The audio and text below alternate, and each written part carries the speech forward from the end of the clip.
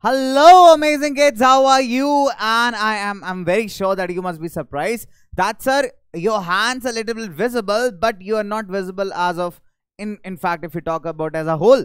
Well, what I'm trying to do is I'm trying to come to you people in the most underrated manner.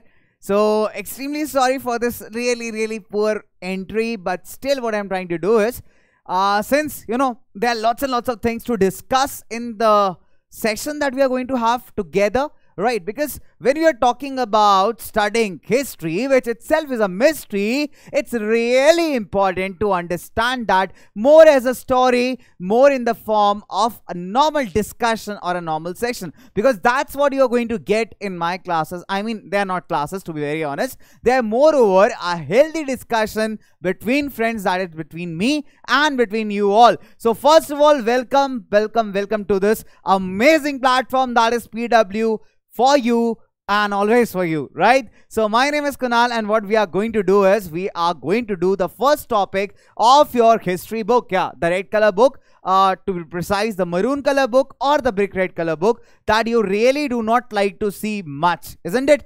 That is something that really you want to pick it up just before your examinations, isn't it? And but the irony of the whole scenario is when you pick it up before your examinations, you start feeling as if you don't know anything, isn't it? How many of the students you face these kinds of problems before exams? Can you just tell me? Just you can pin that in the comment box. You can just post down your comments in the comment box that how many of you really feel a lot of anxiety? You feel that things are not going to be really that good. Especially when you talk about the social science exam, where the syllabus is pretty much huge. In fact, if I talk about the volumes, and that is huge, that is piled up because you pick up this history book usually a day or two before the examinations, and then you start feeling as if you have traveled back into the Gajini mode, and you start feeling as if everything is getting vaporized. You start feeling that, oh, God, please send Thanos. I do not want at least my exams in schools to be there, right? Please ask Thanos to wipe out at least my school so that my exams are postponed.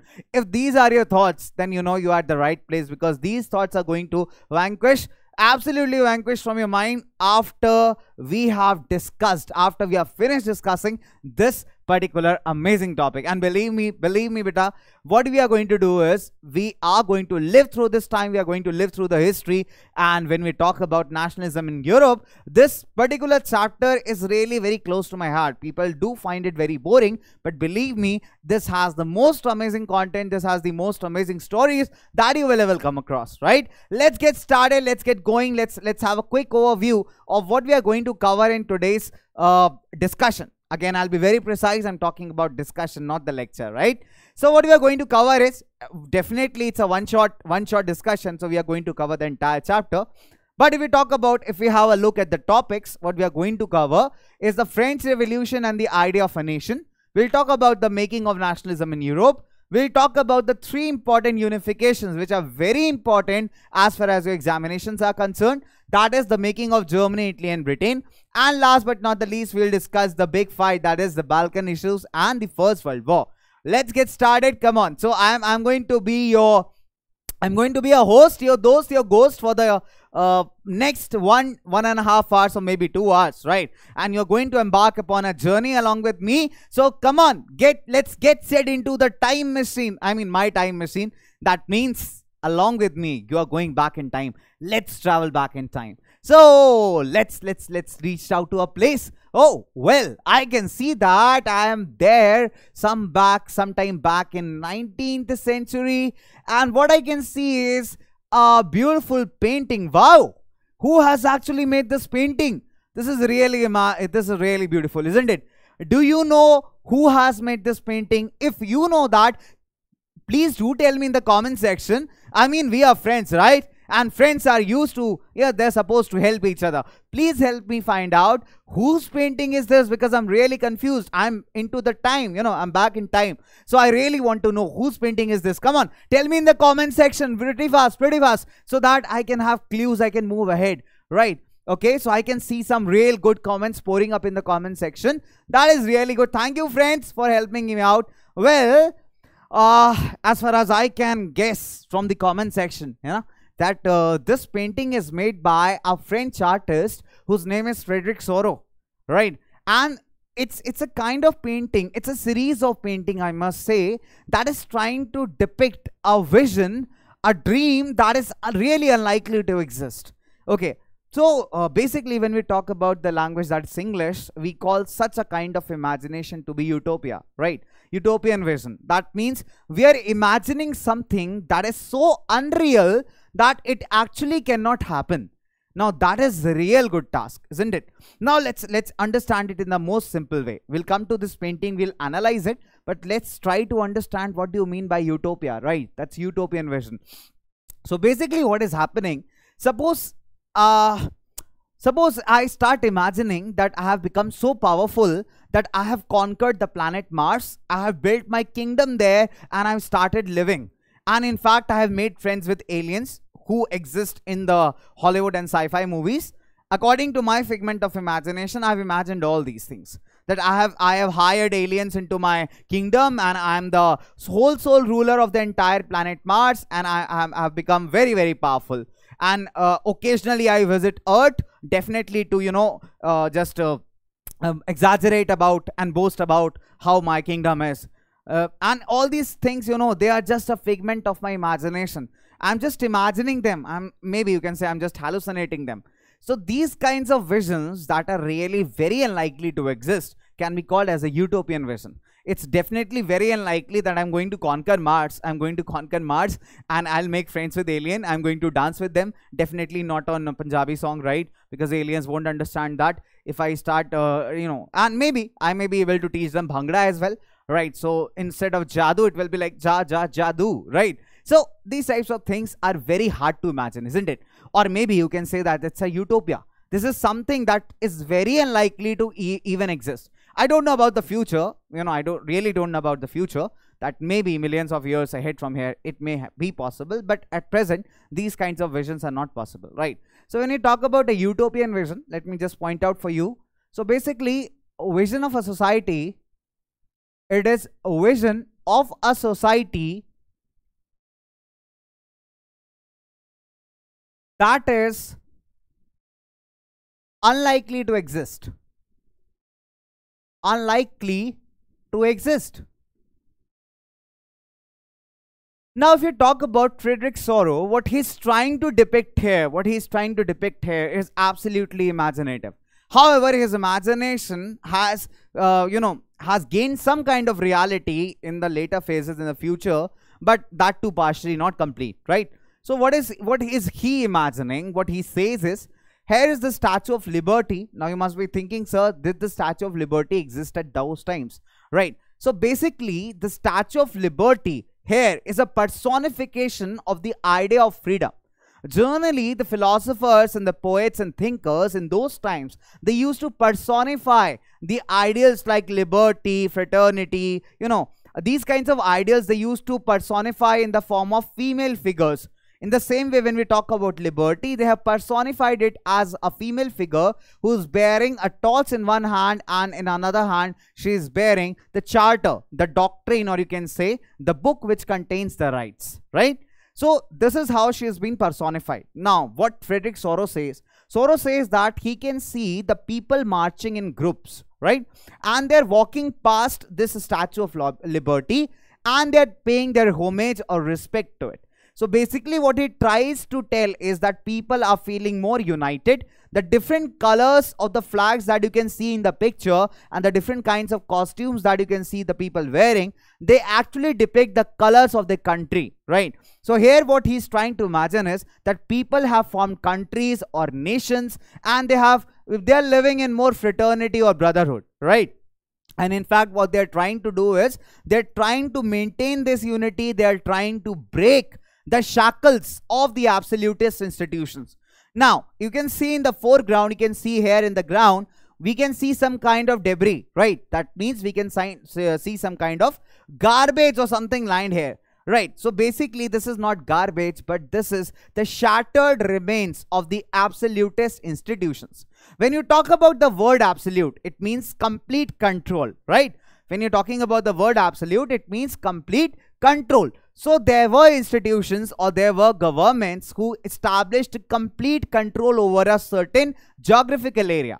And the people living in that geographical area were supposed to be submissive to the current ruling person or whatever the government was ruling. Now, such kind of governments were very cruel in nature because they were only concerned with exploiting its population to the maximum so that they can earn and enjoy the privileges as well as the benefits. So these kind of institutions were called as the absolutist institutions. Now, what Frederick Soro has tried to imagine, that people have overcome these kinds of institutions. They have broken the shackles of these kinds of institutions and their philosophies of despotism, right?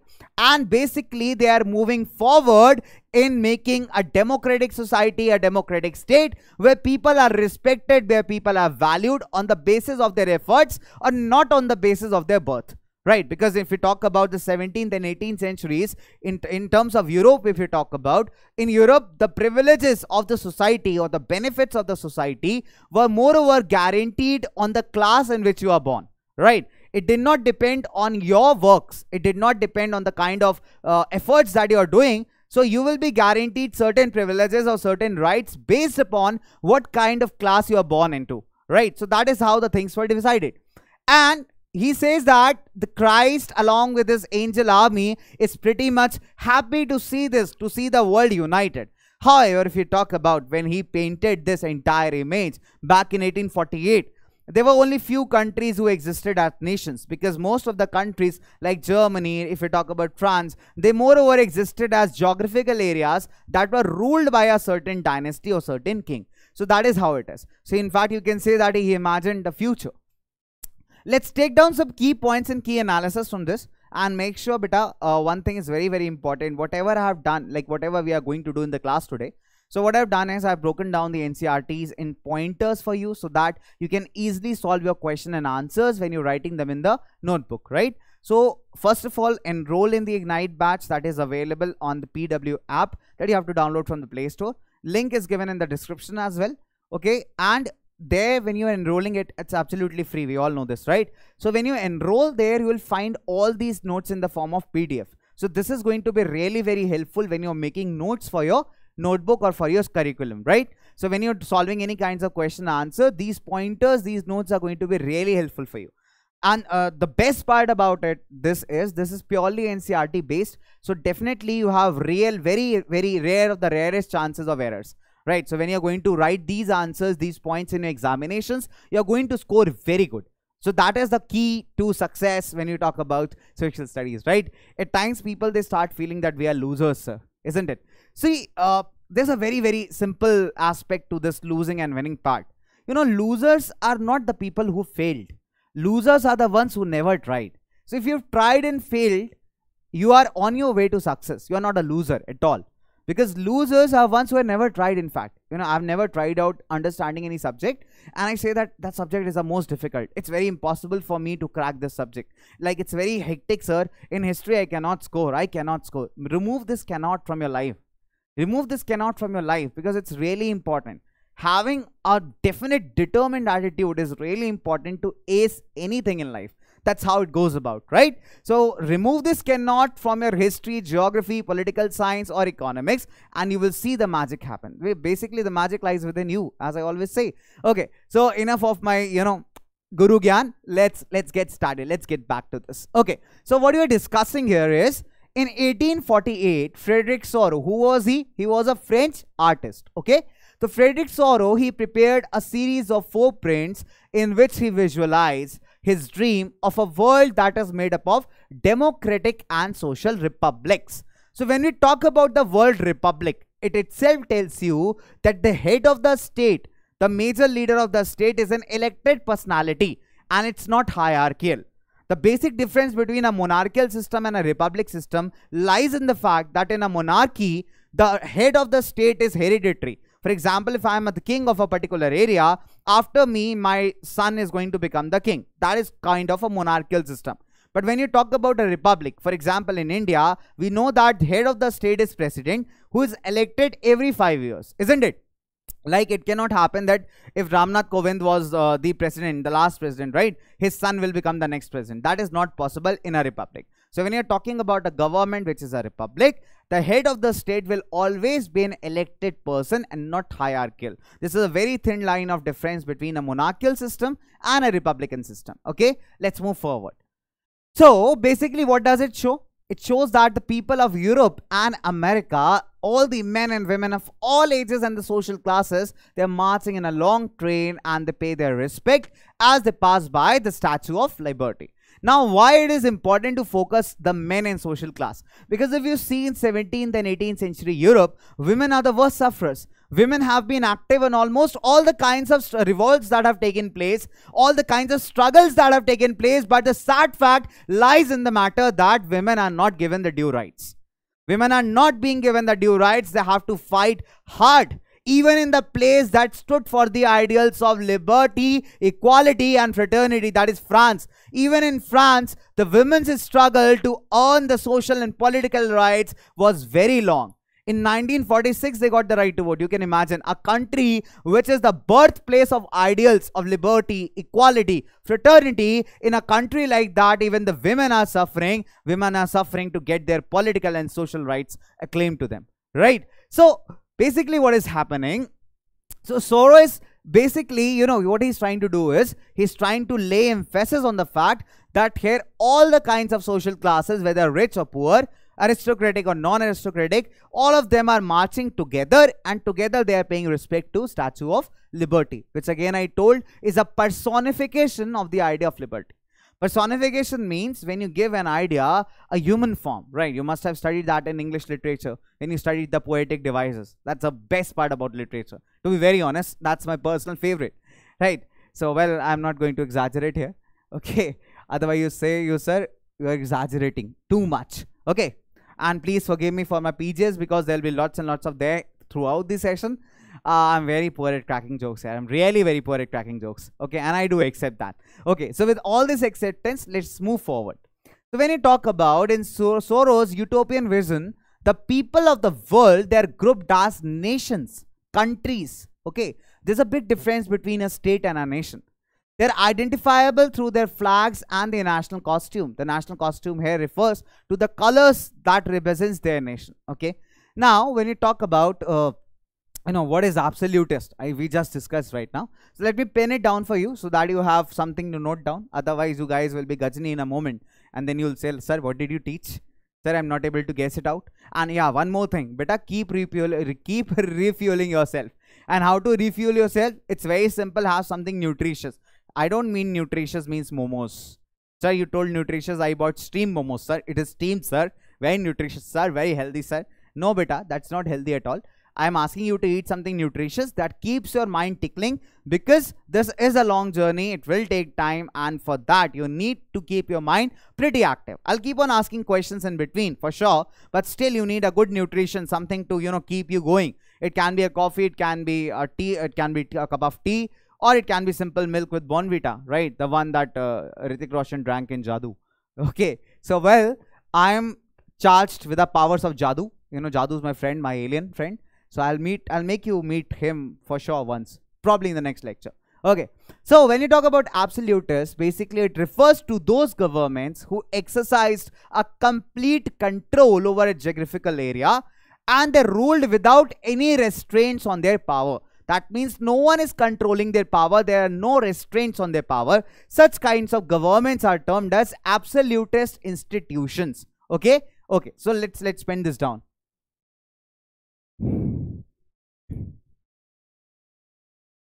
Governments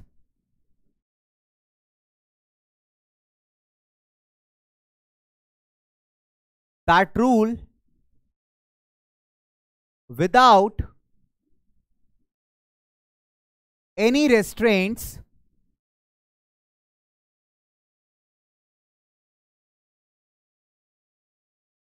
on power. Okay, so such institutions are called as absolutist institutions. Let's move forward. Now the question is, which countries were a part of this procession that was going on? So we have completely analyzed the entire painting of Frederick Sorrow, right? So I've broken that into parts. Even in a case, in the worst case, if the question comes for 4 or 5 markers, you can write the entire analysis. That's how it goes. Okay, so let's keep the things going. Let's keep the Josh high. So leading the procession, passing by the Statue of Liberty, are United States and Switzerland. Okay, so United States and Switzerland are leading the march here. France can be identified by the revolutionary tricolor, the three colors of France. Can you tell me what were they? In the comment section again. Come on, utilize the comment section. It's a really amazing place. You know? And by utilizing, I definitely mean answer my questions rather than asking how are you Sonal. Okay, so instead of asking how are you Sonal in the comments, please answer the relevant questions because I expect a lot from you people, right? Okay, so France is basically identifiable by its revolutionary tricolor. So do tell me what were the three colors of the France. Okay, moving on further, it has just reached the statue. Now France is being followed by people of Germany that bear the black, red and golden flag. That is the colors of Germany. Black, red and golden flag. Any soccer fans in the house? Any soccer fans in the house? I'm a huge fan of soccer, you know. Soccer, I mean football here. Right, any soccer fans in the house, give me a thumbs up in the in the comment section. Okay, so any soccer fans, you know, Germany has a great soccer team, if you know that, right? In fact, the German league, if I remember, that's Bundesliga, isn't it? So multiple things are going on. So if there are any soccer fans in the house, do give me a thumbs up. Okay, moving on further. Following the German people are the peoples of Austria, the Kingdom of Two Sicilies, Lombardy, Poland, England, Ireland, Hungary and Russia. So these are the different countries that have participated in Frederick Sorrow's painting. I mean, they do not participate in the reality, right? They haven't participated in reality, but in the painting, Sorrow has shown these many countries who are passing by the Statue of Liberty in the form of a long procession, right? Moving on further, let's understand these two important terms. It's really very cool one, right? So what I'm going to do is, definitely I'm not going to give you a European example. Rather, I'm going to give you a Desi example. Now, Desi example here stands for India and Britain. So when we talk about India before 1947, it's really interesting. Let's have a quick discussion and coffee with Kunal. So instead of going with coffee with Karan, you can have coffee with Kunal. So, I mean, you have to manage your own coffee. Definitely, I'm not giving you here, right? Isn't it? And it's practically also not possible to, you know, pass on a mug of coffee to you right from the screen. So, let's have coffee with Kunal. Get your own coffee or get your own tea. And for tea lovers, I can have chai pe chalcha. Okay. So, what is happening right here when we talk about India before 1947? Let's analyze the situations. India was moreover a geographical part. You can say that India was moreover a geographical area. It was called as the Indian subcontinent, which contained parts of even modern day Pakistan, right? So it was Indian subcontinent, a geographical area which had multiple rulers. There were rulers who had independent states in the form of Rajputs, the Marathas. They ruled their independent states or independent geographical areas, to be precise. And then we had the British superpower. So Britishers, they ruled over a geographical India called Bharat, or a geographical area, right, called Bharat, Hindustan or India, anything you can call, right? So basically the idea of a nation, a united country whose leaders, whose rulers belong from the same group did not exist back in 1947, right? I mean before the 1947 period. So it was just a geographical area that was being ruled by a certain community called Britishers. That's all. And we all knew that we are under the British. After 1947, when the scenarios changed and the power was transferred from Britain to the newly formed country, that is India, we had our own rulers whom we have elected, whom we have chosen amongst ourselves, right? So if we talk about the first president of India, Dr. Rajendra Prasad, he was an Indian. He belonged to this particular place. He was there in the freedom struggle. If you talk about the first Prime Minister of India, Sri Jawaharlal Nehru. So he was a person who was very active in the freedom struggle. So basically the governance that was formed after 1947 was made up of people who belonged from the same place, who had a shared culture, who had a shared history, and who had participated in the long freedom struggle to achieve this moment, of independence. Now, what are the basic differences between both the cases? In the first case, when you're talking about the before 1947 scenario, India is just a geographical part.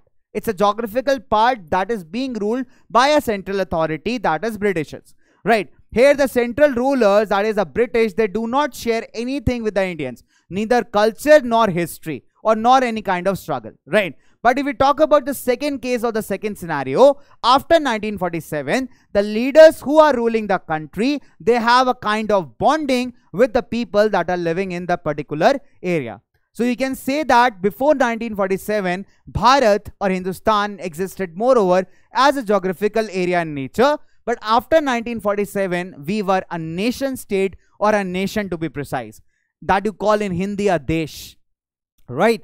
In Hindi you call this as a desh. So we were a desh after 1947, right? So this is what defines a modern state and a nation state. So when we talk about a modern state, a state here means geographical area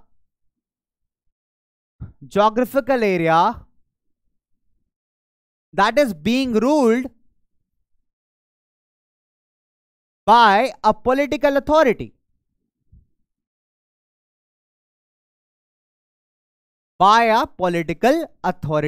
Okay.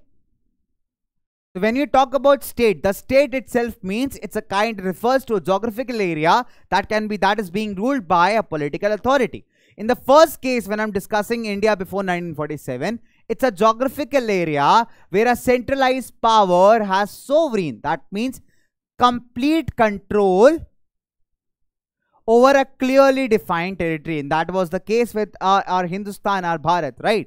Now, if you talk about the scenario post 1947, when a united country, India, was formed, right? So that is basically a kind of state in which majority of the citizens, and not only its rulers, they have a sense of common identity and they have shared history. So that is what makes a nation state different from a modern state. In modern state, people, they do not share any kind of bonding with their rulers. It's simple political exercise where they just know that these are my rulers and I have to follow their commands. That's all. While when we talk about a nation state, or a nation to be precise, we are talking about a situation where people share something in common with their rulers. They have a common history, they belong from common ethnic groups, or anything that makes a particular bond with their rulers. So that is what defines a modern state and a nation state. Moving on further, there's a beautiful part, in the form of source here from your NCERTs itself. Let me quote this. Okay, so the source here is NCERT, your book, the same book that you pick very rarely. The same book that you pick very rarely. The NCERT's book, the most boring books you find around, isn't it? Isn't it?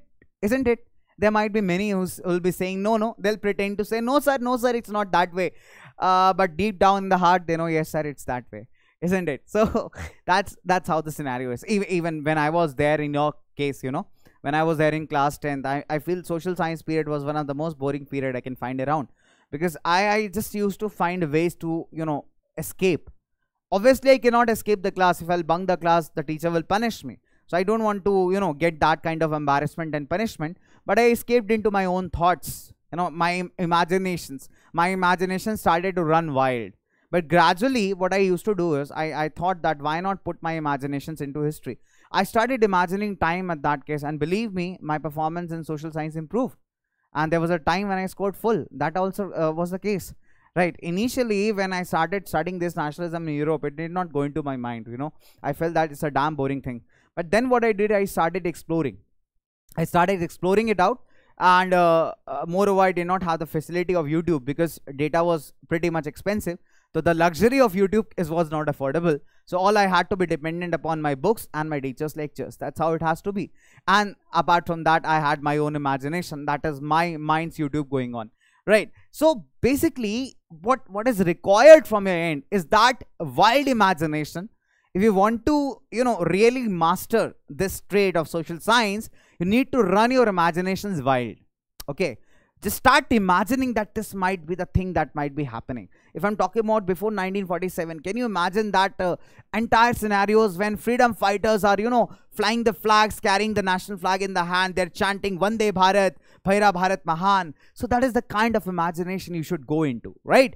Let's talk about this beautiful piece of I must say, earlier it was a speech. Initially it was a speech. Later it was published into an essay. And this is a very important question, that the question comes in the form that who has written the famous essay, What is a Nation? Okay, so that's a question here. that who has authored the famous essay that is What is a Nation. So basically, Ernst Renan, he delivered a lecture at the University of Sorbonne in 1882. He was a French philosopher, right? He outlined his understanding of what makes a nation, what creates a nation. Now, what happens is the lecture was later on published in the form of a famous essay that is What is a Nation. Okay, so I mean the people who have taken the French language will be able to pronounce this particular line better, right? So let's not try to ruin the language, because French is again a beautiful language, isn't it? So in this essay, Renan criticizes the notion. Notion here stands for the idea. Okay, the word notion stands for idea. So here he criticizes the idea that is suggested by others, maybe his counterparts or contemporaries.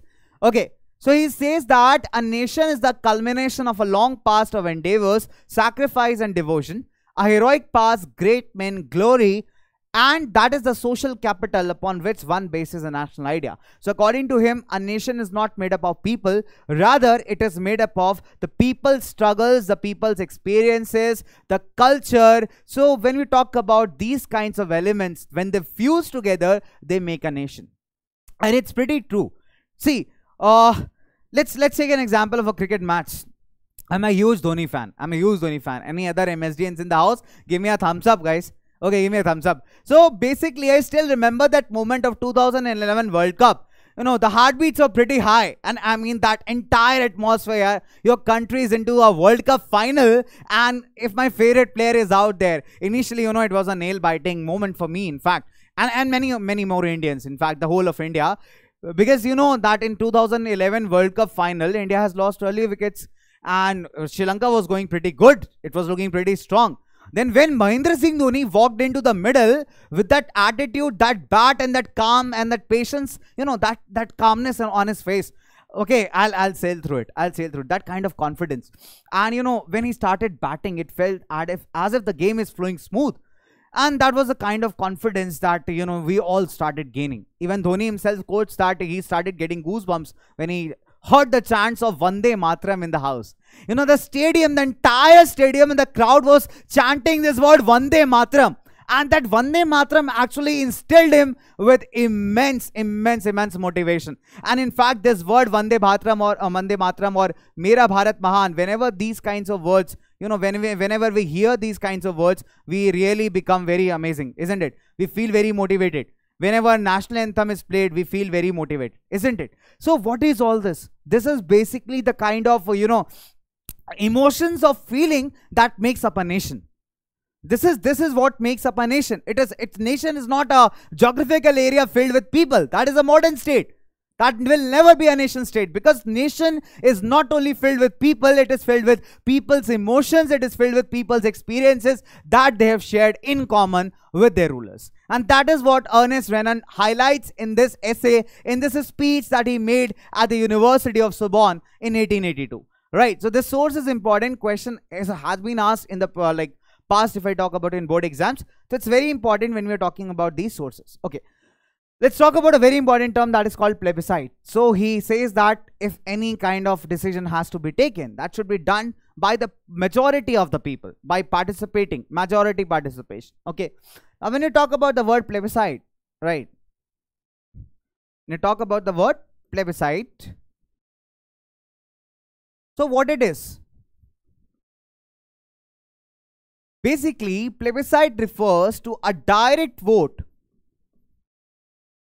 A direct vote where you either accept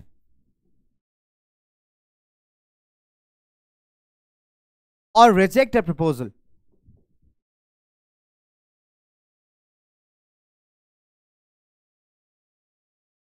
Where you either accept or reject a proposal. For example, you all were there in my class. I said that let's plan for a match. Let's plan for a cricket match. Okay, between the two teams. I mean, all you people. So we have made two teams. Now we are not being able to fix the date of the match. Let's keep it for 25, or maybe let's keep it for 28. So what I have done is, I have decided the date to be 25. Okay, now definitely in a nation, it's very important that people must have their say. People must have their, you can say suggestion. That's very important in a nation, isn't it? So what I did is I took a plebiscite way, right? I mean, I asked you to either accept the date or reject the date. If maximum people are going to accept the date 25, definitely we are going to have the cricket match on 25. And if you're going to reject it, that no, we are not comfortable with that date, I'm not going to take the decision further, right? So that is what is a plebiscite. So he says that a plebiscite is very important. The participation of the people is very important when we talk about a nation, right?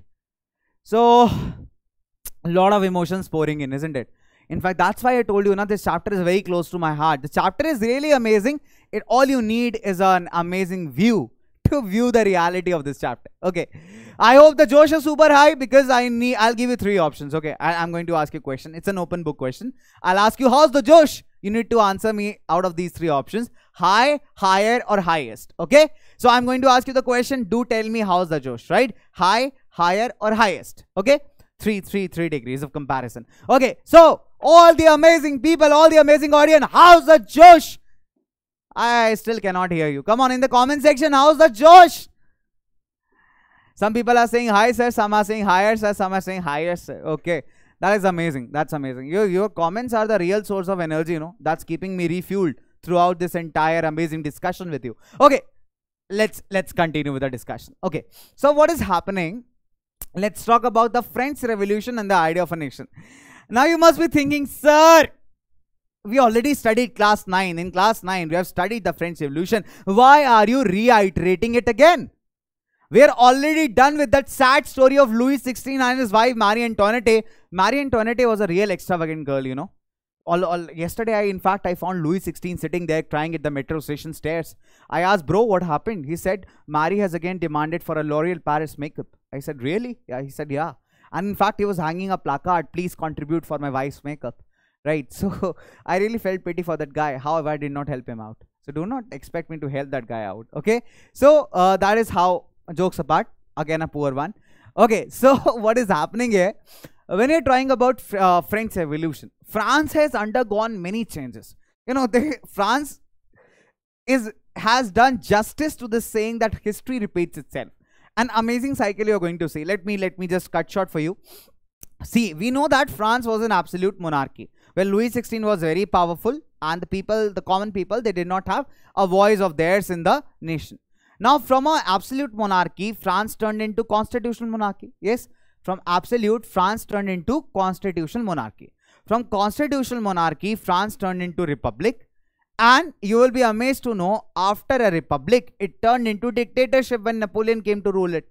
After Napoleon went, again it turned back to absolute monarchy. Then again it turned to constitutional monarchy. Then again it turned back to republic. So that is the whole cycle that it's going under.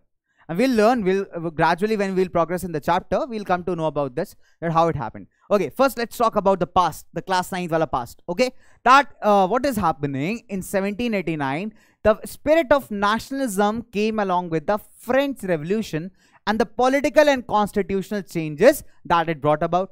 So what happened from monarchy in 1789 when the French Revolution started in 14th of July, right? So from monarchy, from Louis XVI, the power now got transferred to a body of French citizens, which was then called as the National Assembly. Okay. So this National Assembly, what it did, it took the power from the king and divided his power into the different segments, namely the legislature, executive, and judiciary. And France came to be called as a constitutional monarchy, right? Now, moving over that, after a few years, what happened? Back in 1792, the poor section of the society, the poor strata of the society, under the Jacobins and the leadership of Maximilian Robespierre, they again revolted back. And now they revolted and they captured the king and his family. Later on, the king was executed as well. Right. So from an constitutional monarchy, they converted France politics or the French politics into a republic. So basically, when it was formed a republic, the French revolutionaries, in Hindi we call them Krantikaris, they are those people who want to bring a sudden change in the politics of a society, right? In the polity of a society or the structure of a society. The people who wish for a sudden change, who are not very patient ones, who want quick changes in society, they are called as revolutionaries. And at times they always they also resort to violent methods to bring about the same, right? So what is happening in this case? Let's understand here. So they took a variety of measures to create a sense of collective identity. Then now again, this is a good question, a 3 or 5 mark question. That what steps were taken by French revolutionaries to create a sense of collective identity? How you have to write down the answer, I'll just tell you. What you have to do is simply open your chapter Nationalism in Europe. Okay, the first page you will come across is the Frederick Sorrow painting and the description of it. When you turn that page, on the left hand side you will find the description of Ernst Renan and modern state as well as the nation state. Now come over to the right page of the book, right side of the book, right? The third page I'm talking about. When you come to the third page, the second paragraph, that is the French revolutionaries took a series of measures to create a collective identity. From there your answer starts. Now from that paragraph you have to divide into 4 to 5 points and there you are with your answer. Very simple. Okay, so what is happening here? Various measures were taken. For example, the country was now being called as La Patrie, that is the fatherland, because male dominant society again. Then the people, the citizen, were now being called as Les Citoyens instead of Monsieur and Madame. Monsieur means sir, called earlier the titles were used for male and Madame was used for the females. Now instead of Monsieur and Madame, the title that has to be used is Les Citoyens, that means the citizen, the common name.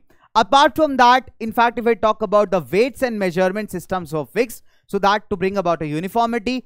The royal flag, which earlier used to denote the royal dynasty, the Bourbon dynasty, that was now being replaced by a French tricolor flag. Apart from that, what else happened? All the regional dialects, that is the different versions of a language, जिनको हम हिंदी में बोली कहते हैं, right beta? So basically the regional dialects were now removed and in place of that only French was the language. Okay, only French was the language. So all the regional dialects were removed and that were replaced by French as the common language. So why these kinds of steps were taken? So that people should start feeling alike. People should start that feeling that they are the part of one single country, one single nation and not multiple nations and nationalities, right? So these were the series of measures that were taken up by the French revolutionaries to create a sense of collective identity. Later on, what happened when Napoleon came into action, that is back in 1804, Napoleon was crowned the Emperor of France. He destroyed democracy and the ideals, right, by Napoleon, and introduced the Civil Code of 1804. This again is a 3-mark question. Okay, he introduced the Civil Code of 1804 that is also known as Napoleonic Code. What 3 things it established? It established 3 important things. That is, it did away with all the privileges based upon birth. That means earlier what happened, the benefits, the social benefits depended upon on which class you are born into, right? Suppose if you are born in an aristocratic class, very rich family or a nobility class, you are going to enjoy all the social benefits. But if I talk about if you are born into a common person's class, right, then definitely you are not being, they will always be abstained from getting any kind of social privileges or social benefits. Now what Napoleon did was good. Napoleon, what he did is, he removed all the privileges or benefits that were based upon birth.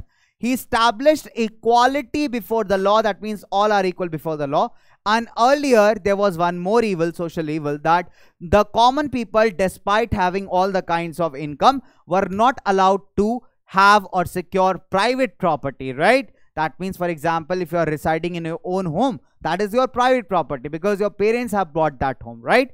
So in the same way, earlier this right was not guaranteed to the common people, but after Napoleon's Civil Code of 1804, this right was guaranteed to the common people, that is the right to property. But we say that every coin has 2 sides, and that stands very true in the case of Napoleon. Every person will have some positives and some flaws. Flaws exist with everyone, and so do in the case of Napoleon. If we talk about the Napoleonic armies, they were welcomed as harbingers of liberty. Napoleon was considered to be a savior, a messiah, who can really bear out people, take out people from the grave situation of France, the grave political situation of France in which the people were suffering. So if you talk about when the French armies went into the areas like Holland, Switzerland, right, they were welcomed. But this was not the case in all the areas. Initially, when Hitler will come later on. Okay, so when Napoleon tried to formalize the different administrative systems, he tried to bring a uniformity to the administration, to bring a stability to the administration. Initially, it favored lots of businessmen, traders, but there were some measures that Napoleon took that literally made him unpopular. Okay. Okay, so let's write those measures. Keep the energy super high. Keep the energy super high. Okay. Measures that made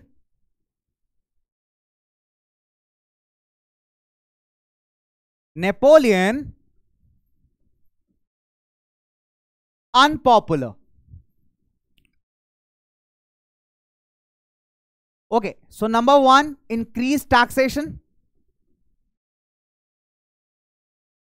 Increased taxation. On second, we have censorship. That means putting restraints on what is being published. That means you cannot publish anything against the government. And if you do so, you will be punished severely, right? So better save your, right? Okay. So censorship. And third and the most important point, that is force recruitment into armies. Force recruitment into army. Because Napoleon was a huge fan of battles. He followed one simple strategy for gaining more power, that he attacked more and more states. The more states he attacked, he installed there his relatives so that he has a stronghold on the area. Now, this particular policy did not go very well with the common people when they were forced to join the army. Obviously, in a war, you will lose soldiers, and to replace them, you will need more soldiers. So definitely for that you need live people, isn't it? So what Napoleon used to do, he actually used to forcefully recruit people into the army, and that really did not go well with the people or the citizens. Apart from that, the areas that were around France, if I talk about the powers like Britain, Russia, Austria and Prussia, they were all absolute monarchies, right? And definitely the kings of these dynasties or the areas did not want any question to the power. They were understanding that in France, a kind of struggle is igniting, and that struggle may impact their kingdoms as well. Or the power of Napoleon was growing manifold, right? It was growing by leaps and bounds every day. And they were scared of the fact if Napoleon became extremely powerful, then he can even capture the parts of Britain, Russia, Austria or Prussia. So growing serious, it was a serious concern. So basically it was an alarming situation for the rulers of these countries. Now what they decided is, they decided to subdue the power of Napoleon, and hence we see in history that there are two battles fought. Both the battles are given in NCERT, but only you need to figure it out. Okay, however, the people only pay attention to Battle of Waterloo that was fought in 1815, but the reality lies in the fact there was one more battle, that is Battle of Leipzig. That was fought in 1813, that actually weakened most of the power of Napoleon. Because in this battle, he lost most of the states. Now, your question must be, sir, where is this battle? It's not given in NCERT, isn't it? In fact, I told one of my students, he said that, sir, you are teaching it outside the NCERT syllabus, sir. That's not fair, sir. We're not going to accept it, sir. Then I told my little boy, just look into your NCERT book. There's a diagram there, I feel, on the... third, we talked about third page, right? Yeah, on the fifth page, if you go to the right side of the book, right, there is a small diagram, I think in black and white, where Napoleon is being shown as a postman, and there are letters dropping out of his bag. That diagram, if you study that carefully, you'll find Battle of Leipzig. That is 1813, okay? So what is happening here? When you talk about Napoleon's downfall, we are talking about two battles, okay? Two important battles. So what are the two battles? Okay, let's understand this. You can have a water break for sure. I mean, water break here means you have to bring your own bottle, keep it with you and keep on drinking while watching the video. Okay, so we have two types of battles. What are the first battles? First is the Battle of Leipzig. First is the Battle of Leipzig. That was fought in 1813. Okay, let me draw this 13 very nicely. Okay, otherwise my amazing students will be confused. I don't want that to happen. And second is the Battle of Waterloo.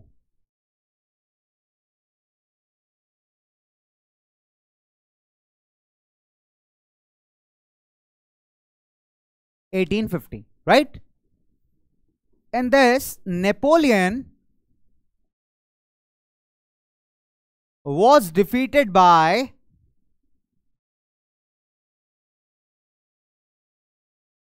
Now, there's an amazing way to learn this. Very easy way to learn the name of all 4 countries.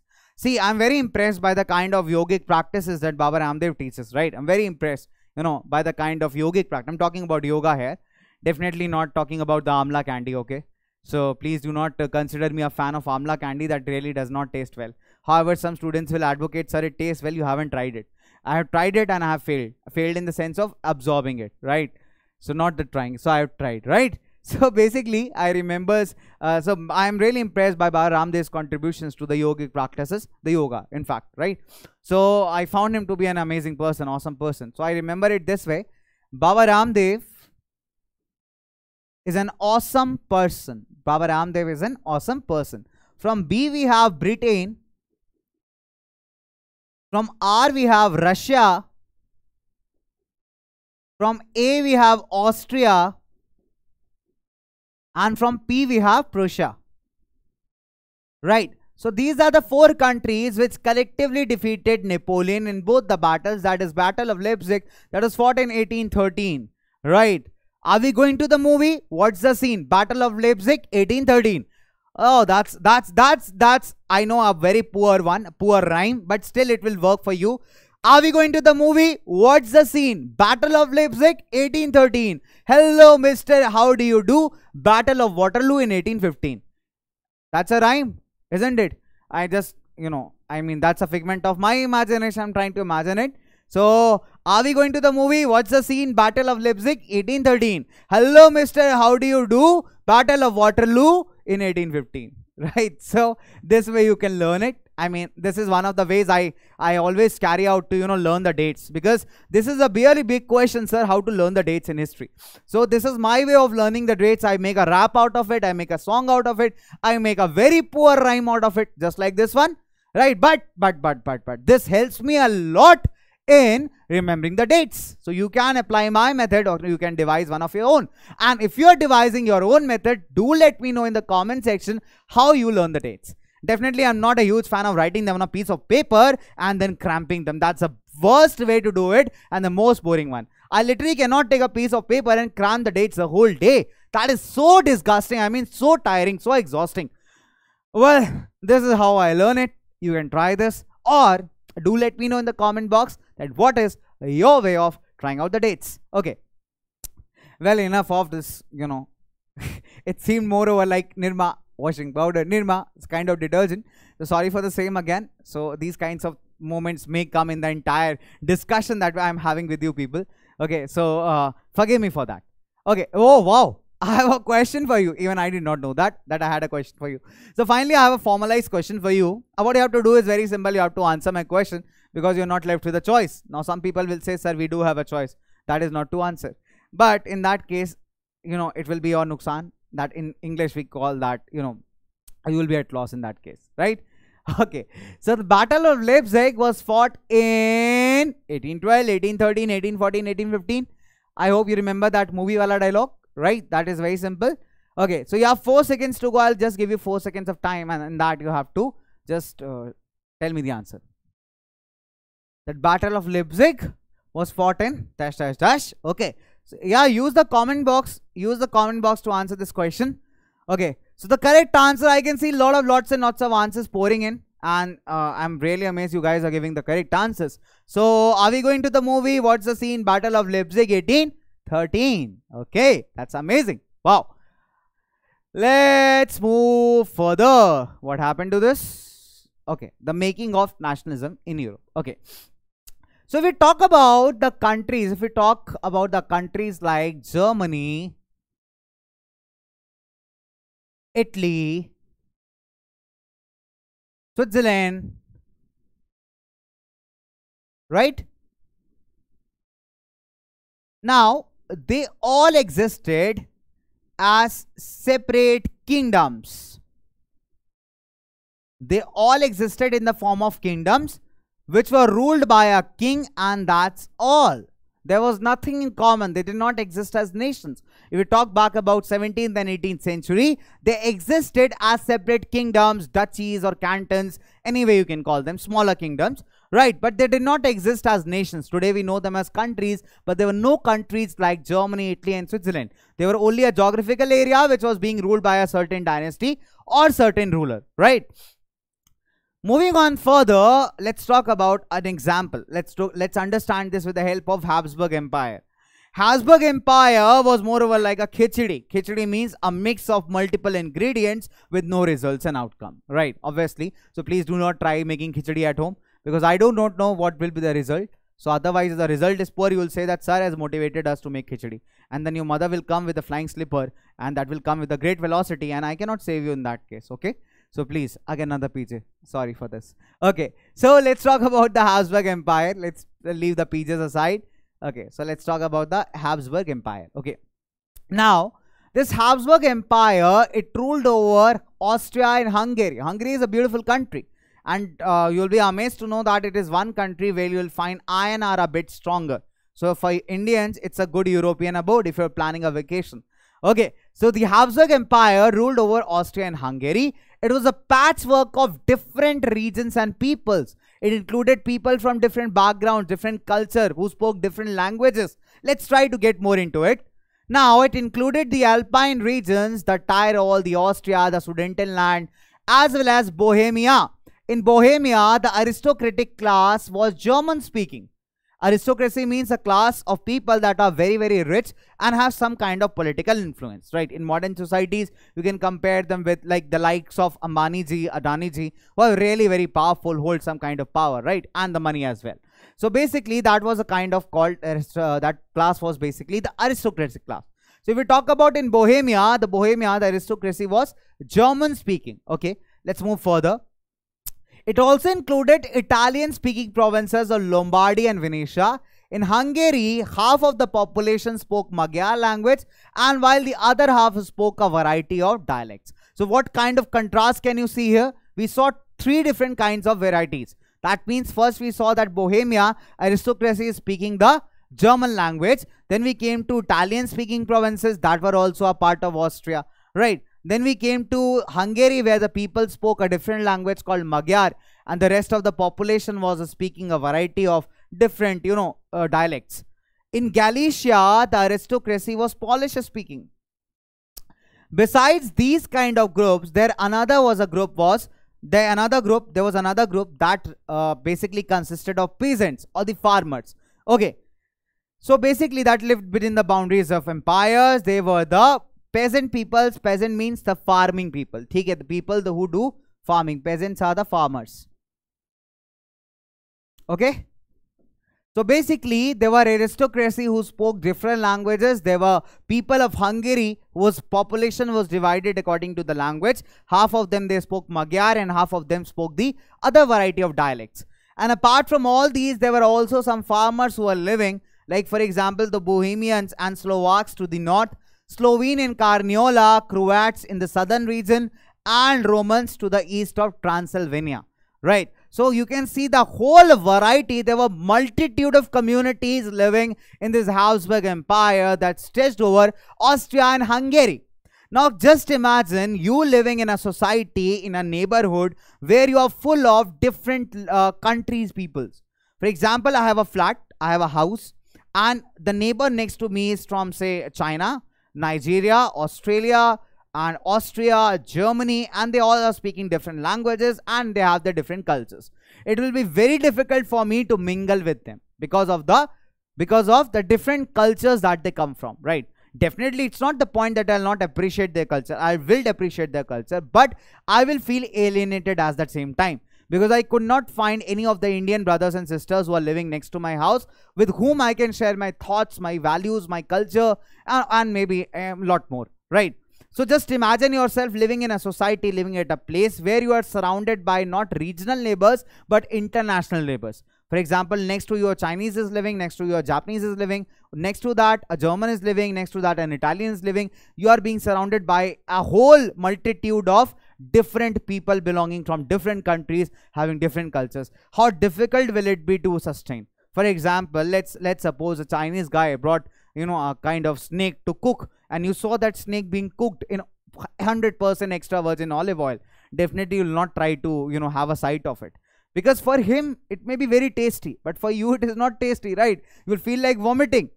Or maybe some kind of festival that is going on around you. You may like to be a part of that, but you may not be involved in that because you are not able to relate yourself to it. Okay. And for all of you, the only thing that will be common is that you are living in one common society. That's all. Otherwise, there is no bond. There is no link between you people, right? In the same way, if you talk about the Habsburg Empire, the only common link that these people have, that they had a common emperor. That's all. They have a common king. Apart from that, there is nothing in common between the different ethnicities that basically dwelled in the parts of Austria and Hungary under the Habsburg Empire, right? Moving on further, let's talk about the other classes and the other groups that existed in this entire European continent. So let's talk about the aristocracy. Aristocratic classes are those classes that are extremely rich. They try to show off a lot. You might have visited a kind of party, maybe let's talk about a kind of party, a gathering, where you go and people from the elite segments of the society have walked in. I mean the people with BMWs and Audis and Lamborghinis and whatnot, right? Maybe Aston Martin. So these kind of guys have walked in, and maybe you might have booked an Ola or Uber to that place and gone with Swift Desire. First of all, you may not feel very good and positive about yourself owing to the kind of gentry that has gathered at that particular place, right? Moreover, suppose if you are not that well conversant in the English language, you may also not feel that confident, because when you move to such gatherings, such parties, you will find altogether an elite accent that the people are speaking there, isn't it? Suppose if what we called cold drinks as cold drinks, right? Cold drinks will look for variety like Pepsi, Cola, Thumbs Up, that's all. But if you walk into such gatherings, here the cold drinks will be served in the form of assorted soft drinks, right? Assorted means selected, handpicked. Okay. So suppose if you want to look for a Thumbs Up, a glass of Thumbs Up, it will be very embarrassing for you at times to, you know, like owing to the atmosphere of the party, to ask the waiter, Thumbs Up milega kya? That will be something that's really embarrassing, right? So there you'll have to, you know, show off a lot. Hey waiter, hello, excuse me, can I have a glass of assorted soft drink? Then the waiter will ask you, yeah, sure, what kind of drink will you like to have, sir? Preferable, I'll love to have that black glass of drink. Will you offer me that? We all know deep down that is a glass of Thumbs Up, but still, for the case of, for the, you know, for the just for the sake of sophistication, we are trying to pretend in that way. In the same way, the aristocratic class was there. This aristocratic class, it pretended to be very high class, to be very elite section and different from the rest of the society. And for the purpose of diplomacy, they also spoke the French language. The kind of reputation that English has in India, you know, it's considered to be a matter of swag and respect if you are very well conversant in English. So that was the status of French language in the European society. French was considered to be a very high class, elite and diplomatic language. And for diplomatic relations, for the purpose of diplomacy, the aristocratic class spoke the French language. Moreover, if you see, it's a tradition till date in India that a person who belongs from a wealthy middle class or wealthy class will never like to marry his daughter into a poor family. Definitely. Their marital relations will always be with the same caste of families or the same group of families. The same thing existed in the European continent as well. The members of this class were united by a common way of life. Okay, doesn't matter from whichever region the aristocrats are belonging, they had a common way of life. They owned estates. Estates here means land. Okay, big lands in the countryside, that means in the village side, and also they had some kind of townhouses. In simple language, you can call them as farmhouses. You must have seen farmhouses being built in villages. There are huge plots of land that is filled with beautiful greenery, swimming pools, big artificial houses, I mean the modern houses, right? Now, they spoke French for the purpose of diplomacy in high society, and their families were connected by the ties of marriage. So they used to marry within the same classes. It will not happen that an aristocrat married his daughter into a peasant family, peasant or farmer family. Despite the fact that the peasant is rich, it's not always that the farmers are poor, right? Farmers are rich as well, but that's a different section of society. And marrying into a farmer's family will definitely not bring a lot of, you know, recognition and reputation to an aristocrat's family. So definitely for the purpose, for them marriage was more over a kind of business relation, you can say, right? For them it was more over a contractual agreement that they had done between the different groups of aristocracy. So it was for the purpose of their prestige, you can say, rather than you know, a pious relation. rather than a beautiful relation. Marriage was moreover, you can say, a matter of prestige, that they used to marry in their same, groups, the aristocratic groups. Okay, however, that's a harsh reality of the society, and that even does, it does exist today, in fact, isn't it? You can't imagine Ambani marrying their son and daughter into a poor family. You can't imagine that, right? They will definitely find a suitable family that could match up to their stature and their reputation. So these kinds of things, they do exist in society. However, the names have changed, but the inner feeling remains the same. Okay, so let's move on forward. Let's talk about the farmers. If we talk about the aristocratic class, their population was very less in European continent. If you talk about population-wise, they were the farmers who had the maximum population. But however, if you talk about power, prestige and money, that belonged to the little group of aristocracy class. Okay? Now, the majority of the population was made of peasantry, that means the farmers. To the western side of the Europe, the major land was farmed by tenants and the small owners. While if we talk about the eastern part and the central part of Europe, the pattern of land holding was characterized by vast estates, that means big land areas, big plots that were being cultivated by serfs. Serfs here stands for kind of bonded labor, or the people those who were hired to perform duties on a farmland. Okay, so basically this was a kind of land holding or pattern. Now the biggest point here is most of the farmers were tenants if we talk about the western part of Europe.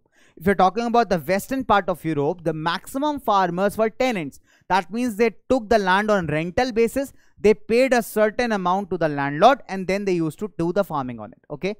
And the major landowners were the big aristocratic people or the nobility class, right? That means you won't find farmers being the landowners at that time. That was really difficult.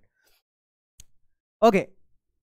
So let's talk about how this new middle class came into existence. Now, one thing is really notable. If you cut across the different revolutions that have occurred in the society in the past, we'll always find there is one class that is really very active, and that is the middle classes.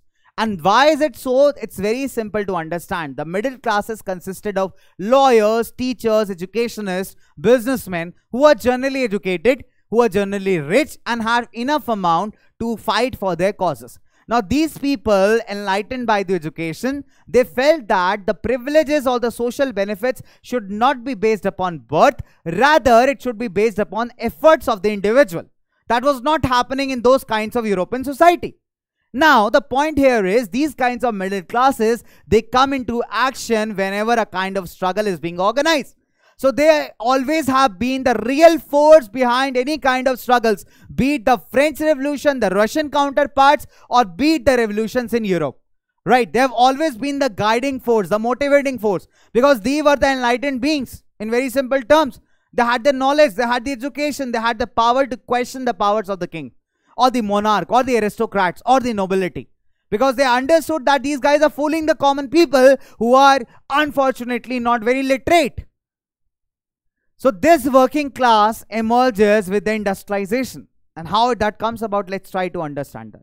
Okay, I hope you are not getting, what? Tired. Obviously not bored, right? So I hope you're not getting tired and exhausted. But it's a really amazing part. If this one video of 1.5 hours or 2 hours will save your days of time and hard work, right? I mean, this is smart work. This one video of yours, if you're going to devote 2 hours here, right, beta, then you will save much more hours. I mean, instead of going for, different segments, you can just revise the entire chapter, understand the entire chapter in this one video. That's why we are here, to ignite your minds, because we know this is the last leg of the battle going on. That means the battle that is there in the form of class 10 board examinations, right? However, from my personal experience, I'll tell you, board examinations are a moment to enjoy. Enjoy doesn't mean don't study. Here it means the experience of the board examinations, right? That is something that you will feel in life, that you have given something. The kind of hustle bustle you'll find around the examination centers, that haste, that nervousness going on in your heart, mind and soul, that how the results are going to be, that itself is a kind of experience. And what I feel is that experience everyone should have at least once in life, and you're lucky you're having that, right? So let's prepare for the experience to make it more cherishable or memorable. Okay, let's talk about this. Okay, so in western parts and the central parts of Europe, the growth of the industrial production and trade, it also meant the growth of towns and emergence of new commercial or working classes, which came to be called as the middle classes. Very simple. Suppose if I opened a factory, let's understand in a layman's language. I've opened up a factory. It's Kunal's biscuit factory. Okay, Kunal biscuit factory. For making the biscuits, for producing the biscuit, definitely I'll need labor. Now, where that labor will come from? Definitely from the nearby towns. Now, or the nearby villages, isn't it? To be precise, the nearby villages. But the problem is, these villages will definitely be distant apart. It's very difficult for a person to travel up and down on a daily basis from the village. So what will happen? Such kind of people will start living nearby the industry itself or the factory itself. This in turn is going to give rise to the towns and cities, right? More and more people will come. The towns will start growing larger and bigger, isn't it? Then people, when they have better incomes, when they have better facilities, definitely they try to grow and improve themselves. So when these people, they started getting better incomes, having time for themselves, they started getting educated. When they started getting educated, they had more better career opportunities, and that's why they started growing.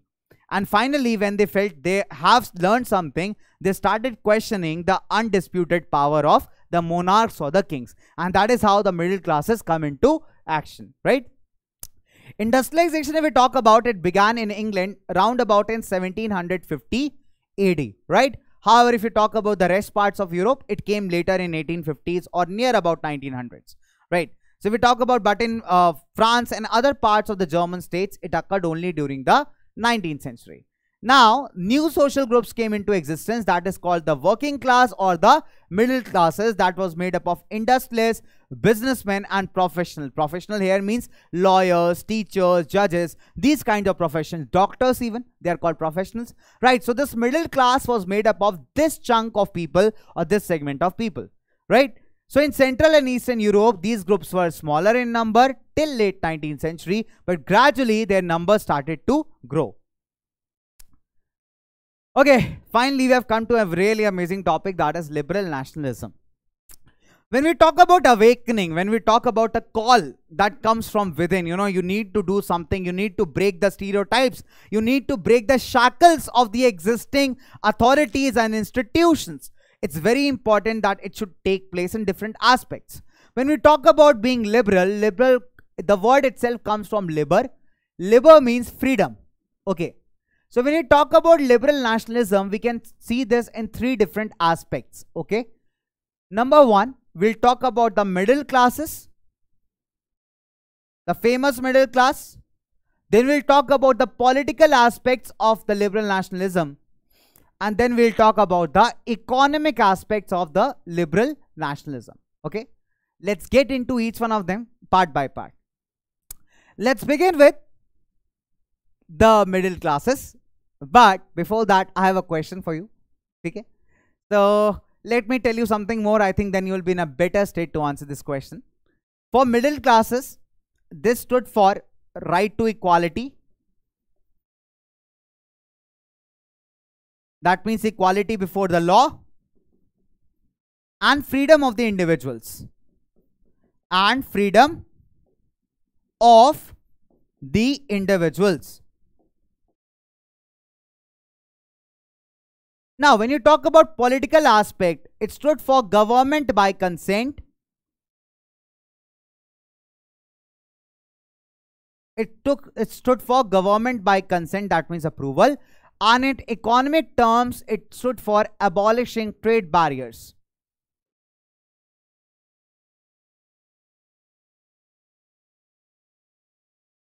So these are the three different aspects that we are going to explore in the further case, right? So when the question comes, what did liberal nationalism mean in the different spheres, or what did liberalism mean in the different spheres? This question can be asked for 3 markers. You have to explain all the 3 spheres, that is for the middle classes, for the political terms and for the economic cases. Okay, let's move further. Right, let's talk about the liberal nationalism. So since the French Revolution, liberalism stood for the end of autocracy. Autocracy means a kind of rule where the ruler is completely powerful and no one can question his power. Where the ruler has the complete authority over everyone and no one has the power to question his authority. That kind of rule is called as autocracy, right? And the clerical privileges, that is the benefits. Now, a constitution, a representative government that works through a parliament, and in fact, the 19th century liberals also stressed that the people should have the right to private property. So if we talk about French Revolution, it definitely ended, it definitely, always pioneered, it always fought for the causes that everyone should be equal before the law, the right to equality should be given to everyone, and the people should get benefits on the basis of work. There should be a government that is monitored by a parliament. So these kinds of demands have ever been rising ever since the French Revolution, right? Yet equality before the law did not necessarily mean universal suffrage. Suffrage here means the right to vote. If you talk about universal suffrage or universal adult franchise, it simply means anyone who is an adult. Adult here means anyone who is above 18 years, regardless of the gender, the religion, the caste, the color, the person is entitled to vote. But this was not the case in terms of the Europe of 19th or the 18th century. Because even if we talk about the right to vote in France, it was given only to, first initially it was given to propertied sections, that to only men of 25 years and above, known as active citizens, and later on during the time of Robespierre also, the entire thing was given to only the males of 21 years and above, right? Okay, let's start talking. So what is happening here? In revolutionary France, the first political experiment you can see in liberal democracy, the right to vote was given exclusively to the men with property. So men who did not have any property, despite being 25 years age, were not given any kind of political rights. Now, only for a brief period under the Jacobins, all adult males, that is 21 years and above, all the male people 21 years and above got the right to vote, right? However, when we talk about the Napoleonic Code, it made the right to vote very limited to only few sections of society, right? And in fact, the women lost their respect in the society. They were trying to gain some kind of respect, but that entire efforts went into vain when Napoleon became the emperor of France, right? Okay, let's move on further. Throughout the 19th and 20th centuries, the women and the non-propertied men, that means the poor men, they organized struggles that demanded equal political rights. However, if we talk about the equal political rights, the women got the right to vote in 1946 in France. That itself shows the struggle is for real and it's really pretty long. Okay, now if we talk about Napoleon, Napoleon had conquered many areas. So he made a group or a confederation of 39 states that were German speaking. Okay, now the biggest problem was each of these states had its own currency and a system of weights and measures. Now this was really very confusing, very confusing, right? Because if we move from one state to another state, the currency is going to change as well as the weights and measurements are going to change. Let's understand with the help of a confusing example. And it's an amazing example, to be honest. Suppose you are a merchant, you are a trader who is traveling in 1833 from Hamburg to Nuremberg to sell your goods. Maybe you are a trader, you trade in, for example, you trade in cosmetics. You are a cosmetic trader. Or maybe you trade in textiles. You are a person who trade in textiles and you sell fabrics. Okay. So you are traveling to sell your entire lot from Hamburg to Nuremberg. Now you'll have to pass through 11 custom barriers, and at each barrier you'll have to pay 5% tax. That means if you calculate, the total tax you have to pay is 55%. Can you imagine that? That's a real huge amount. That if a certain things cost 100 rupees, over that you have to pay 55% of tax. That means 155 will be the cost of it. Now definitely you will keep your margins and profits and transportation. Add another 50 rupees to it. That product selling price will become somewhere over 200. Now that's a huge costly product. Definitely the people will not be very willing to, buy such a product that is so expensive. But that was the case back in 1833. So as a merchant, you will be at loss if you are doing business. Now, duties are often levied. The tax was often charged according to the weights and measurements of the system. And the worst part, that each of these regions had its own system of weights and measurements. Now, for example, let's take the example of a cloth. If you talk about a cloth, for example, the measuring unit, we measure it in the terms of LA, right? So, we measure it in terms of meters. If you're going to purchase cloth in the market, you will say that, sir or uncle, please give me 2 meters of cloth, right? We have fixed a standard for measuring, isn't it? So, for us, 1 meter stands for 100 centimeter. Doesn't matter throughout India, wherever you go. If I go to Kerala, if I buy a cloth there in meters, 1 meter will always stand for 100 centimeters. But that's not the case back in Europe then.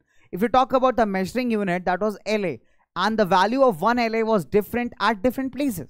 For example, if you talk about, if I buy 1 LA of textile material in Frankfurt, that LA will be equal to 54.7 centimeters. If I buy the same quantity in Mainz, that will be equal to 55.1, and in Nuremberg I will be in profit, because here 1 LA will be equal to 65.6 centimeters of cloth. So basically you can see that depending upon the regions, the weights and measurements are getting diversified, which again, as a trader, as a merchant, I'll always be at loss. So that was really confusing. Now something has to be done, and here comes the economic unification of Europe. Now this is again a very important question. Once it was asked in the board examination that how did the economic unification of Europe come about, and most of the people, most of the students, they got confused. So my dear, whenever the question is in the form of how did the economic unification of Europe come about, then always you have to write these points. You know what happened? In 1834, a customs union called Zollverein was formed at the initiative of Prussia. Prussia thought that it's better to have a uniform system and less number of currencies instead of having multiple currencies. Right, because that is really very confusing for a trader and a merchant. So what did Prussia do? Prussia took the initiative to form an organization that can keep a check on the weights and measurement system, as well as reduce the tax barriers, so that business gets easy. Doing business becomes easy. So this was being joined by most of the German states. Now the union, it removed the tariff barriers. Tariff here means the tax barriers, and reduced the number of currencies from over 30 to 2. There were more than 30 currencies that were prevalent in the region. It abolished those more than 30 currencies, and there were only 2 currencies which are now being used. Now creation of a network of railways further improved the business perspective, because when you have railways, when you have a good railway network, definitely the time to transport materials over distances is going to reduce for sure. Right, so this will definitely give a major boost to the infrastructure, which in return is definitely going to develop the business out there in the continent. So a wave of economic nationalism strengthened the nationalist sentiments growing at that time. Now people started feeling, when we have a common way of living, when we have a united way of living, things get much easier.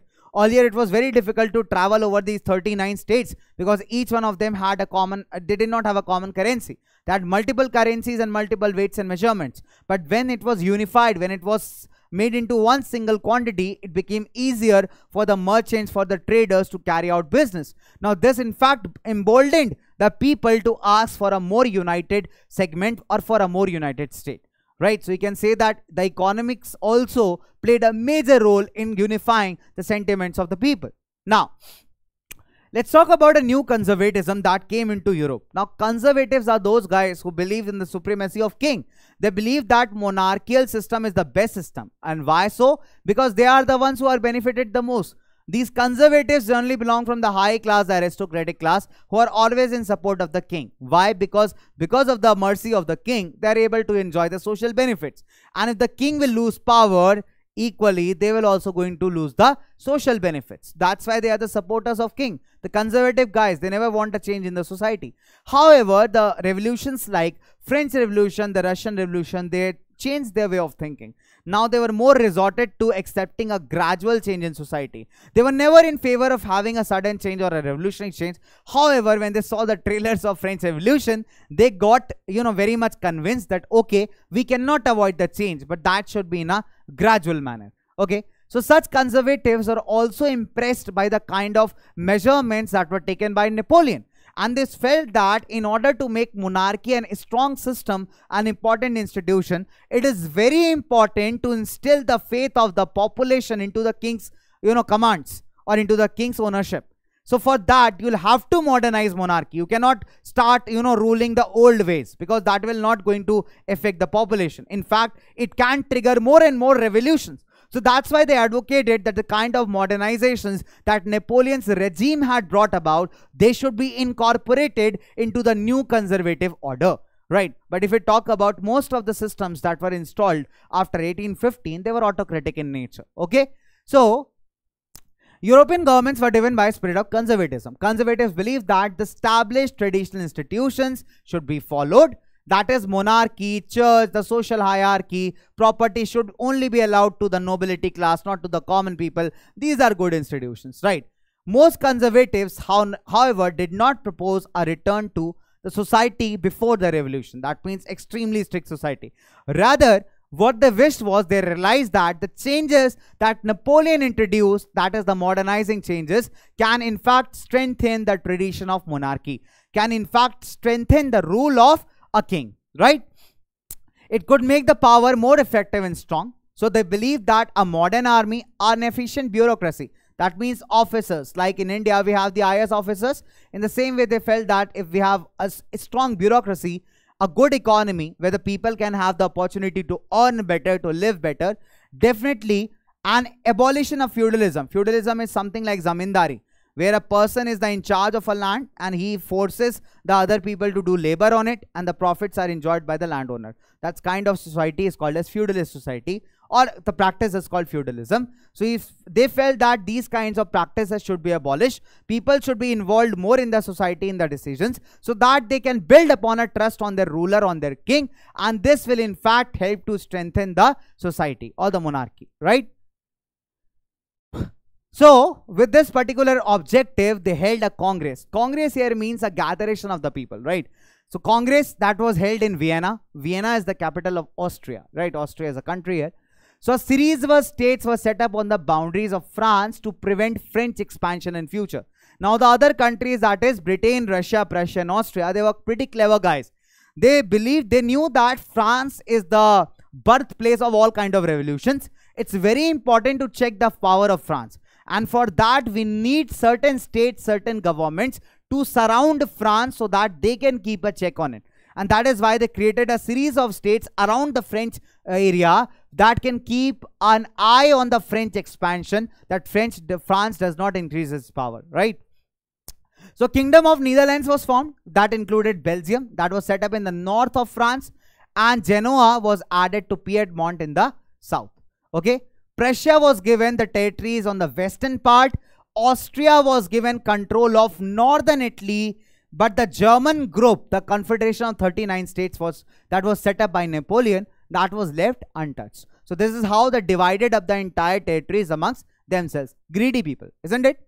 If we talk about the eastern part of the Europe, the Russia was given a part of Poland, while Prussia was given a part of Saxony. Saxony was an Italian speaking state at that time, bacho. Okay? Now the main intention was to restore the monarchies that were disposed of by Napoleon. I mean, Napoleon had disposed several monarchies out of Europe, right, and established his control over there. So the major aim was of the Vienna Congress was to undo most of the changes that Napoleon had introduced and to restore the monarchies that Napoleon has disposed from the profile. Okay. So conservative regimes that are set up in 1815 were autocratic in nature. That means their rulers did not want anyone to question their power, right? And most of them, they imposed censorship. Censorship again here means you are having the entire control to decide what is going to be published in newspapers, magazines. That means you are not allowed to print anything against the government in the newspapers or the magazines, right? Okay. So the memory of the French Revolution continued to inspire the liberal people, the revolutionaries around, to bring for a more equitable society where people have a voice of theirs. Okay, where people are heard, right? They are not being unheard here. So what is happening here? One of the major issues taken up by liberal nationalists who criticized the new order was freedom of the press, because press here means the media. Media was being controlled by these conservative monarchs or the kings who never wanted anyone to question their power. So I feel I have a question for you. Yeah, I do have. Okay, so my question is very simple. What kind of regimes were set up in Europe in 1815? You have exactly 4 seconds to go. Come on, show me your magic in the comment boxes. Come on. You have 4 options. You need to show me your magic in the comment section. Come on. Keep the Josh super high. Have a sip of water. Keep the Josh super duper high and give me the answers in the comment boxes. Come on. I need to see. I need to see. Okay. Wow. I'm dancing because you're giving good answers. I'm really impressed. Very impressed. Okay. Wow. So what kind of regimes were set up in Europe in 1815? Very simple, beta. The answer is autocratic regimes. Autocratic. That means a ruler is having complete control. Okay. Moving on further. Let's talk about revolutionaries. So I told that there are always two kinds of people in society, some who wish for a gradual change and some who want quick change, sudden changes. So such people who want quick changes in society, they were called as revolutionaries. Okay. Now let's talk about them. So during the years that followed 1815, the fear of repression, it drove many liberal nationals out of the Europe and underground. That means the conservative societies, I mean the conservative regimes, they did not want anyone to question their power. So they started using physical force against the people who objected to them. That means you can imagine the scene, the police is there or the state army is running with a gun at the back of the revolutionaries. And the revolutionaries are running forward with full speed because they have nowhere to go. So definitely, they will definitely love to live. If they will live, then they can struggle. If they don't have their lives, how will they struggle? Very simple. So they went into hiding. They went underground. I mean, they escaped from the government's repression. While they did not stop their work, they started forming secret societies. A secret society is an organization that works against the government, and that too secretly. Okay, it will always plan to harm the government, oppose its policies, but in a very secretive manner. Right. So to be a revolutionary at this time meant a commitment to oppose monarchical forms and to support the ideals of liberty and freedom. Now, most of these revolutionaries saw the creation of nation states as an important part of the struggle. Nation states here means a proper and a complete nation. Okay. One such revolutionary was Giuseppe Mazzini. So Mazzini believed that God had intended nations to be the natural units of mankind. It means that according to Mazzini, it's the will of the God that people should live united in the form of nation. He wanted to unite Italy. Italy at that time was divided into 7 parts that was being controlled by different empires who were not even Italian. So he wanted to make this situation better. He wanted to unite the Italian states, right? So it had to be forced into a single unified republic with a wide alliance of nations, okay? And following his model, there were many secret societies that came up of Germany, France and Switzerland, as well as in Poland.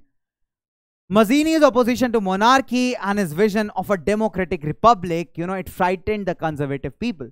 Even if you talk about Duke Metternich, he was a very prime minister of Austria. He even said that Mazzini is the most, is the biggest enemy of the social order. He even said that there is no bigger enemy than Mazzini to our society. Mazzini is a great harm to society. But in fact, if you talk about the most dangerous enemy of a social order, but if you talk about Mazzini was not the enemy, in fact, it was Metternich who was the enemy. He was a conservative man who believed in the supremacy of king and monarchy, and he did not consider the common people as even humans, if to be precise, right? So that is how it goes about. Let's talk further. Okay, so there is a certain limit or a threshold to the kind of experiences you have. If I keep repressing you, if I keep torturing you for a longer period of time, there'll definitely be a threshold when you will reply me back. When you're going to answer me back, when you'll say that, now I'm not going to bear your torture anymore. And this is the time when the revolutions start. That is the age of revolutions. Okay. So as conservative regimes, they tried to consolidate their power, make their power more strong. Liberalism and nationalism came to be associated with revolutions in many regions. For example, Italy and German states, right? Okay. Or the provinces of Ottoman Empire, Ireland and Poland.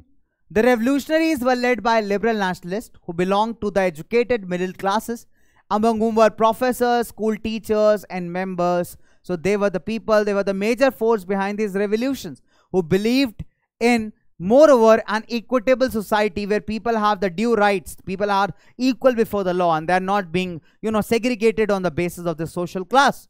Now, the first upheaval took back in July 1830 again in France. Now, it's a time for France to return back to constitutional monarchy. But because at the end of 1815, when Vienna Congress was, convened, in that case, again, France turned back into absolute monarchy, right? But again, the middle classes were not very happy with this. They wanted a transformation in the kind of society that France has been turned into after 1815. So again, they started revoluting, right? So what happened? The Bourbon kings who were restored to power in 1815 were now overthrown by a liberal revolution, who again installed a constitutional monarchy in France with Louis Philippe as the head, right? In fact, Metternich also once remarked that when France sneezes, the rest of Europe catches cold. This is a very important question, has been asked several times in the board examinations. Who said the following? Right, means that when France sneezes, the rest of Europe catches cold. The germs of France, the germs of revolution impacts the other areas too. Because if someone sneezes in front of you, what happens? The germs, they are airborne in that case. And suppose if you inhale the same air, you are going to catch those germs and you're going to fall ill again. Right. The same is the case of France. In France, if a revolution sparks off, it also motivates other countries, the people living in the other countries. Right. That's why Metternich says when the rest of Europe catches, when France sneezes, the rest of Europe catches cold. Okay. Now, the July Revolution sparked an uprising in Brussels. Brussels was a part of Belgium, which was again a part of Kingdom of Netherlands. Right. So as a result, the Kingdom of Netherlands got divided, and Brussels and Belgium, they separated their parts from the Kingdom of Netherlands. So that the saying of Metternich here is justified, because the revolution started in France but impacted the people in Brussels that was a part of United Kingdom of Netherlands. Right. So how the saying goes. Okay. Have a sip of water. Keep having the sip of water, because that will keep you ignited. You know, that will keep you going. I know the class is pretty long. I know the discussion is pretty long. But believe me, that is going to be really fruitful. Believe me. Believe in the supremacy of Europe. Okay. I mean, in this case only. Now, Greek War of Independence. This is a really important question. This comes for 3 markers. Okay, 3-mark question. Come on. Very important one. Very important one. I need your attention, people. I need your attention. Your attention equals to my motivation. Right? That's how it goes. So an event that mobilized the nationalist feelings among the educated people was Greek War of Independence. Now, Greece was a part of Ottoman Empire. If you look at the history of Greece, it has a rich culture and heritage. If you talk about Greek gods, they have really been portrayed as amazing and powerful. Greeks are known for their contributions to different subjects, like mathematics, your favorite one, right? Someone told me once that, you know the full form of maths. I said, no, I do not know that. Then he said that, sir, MATHS stands for Meri Atma Tujhe Har Pal Satayegi. I said, yeah, it does. Okay, again a poor joke, I know that. Sorry for the same. Okay, so apologies, mild apologies to you. Okay, sorry for any inconvenience caused. Inconvenience, I meant to say. Okay, so what happens here? Apart from the poor jokes, let's focus. So what is happening here, dear?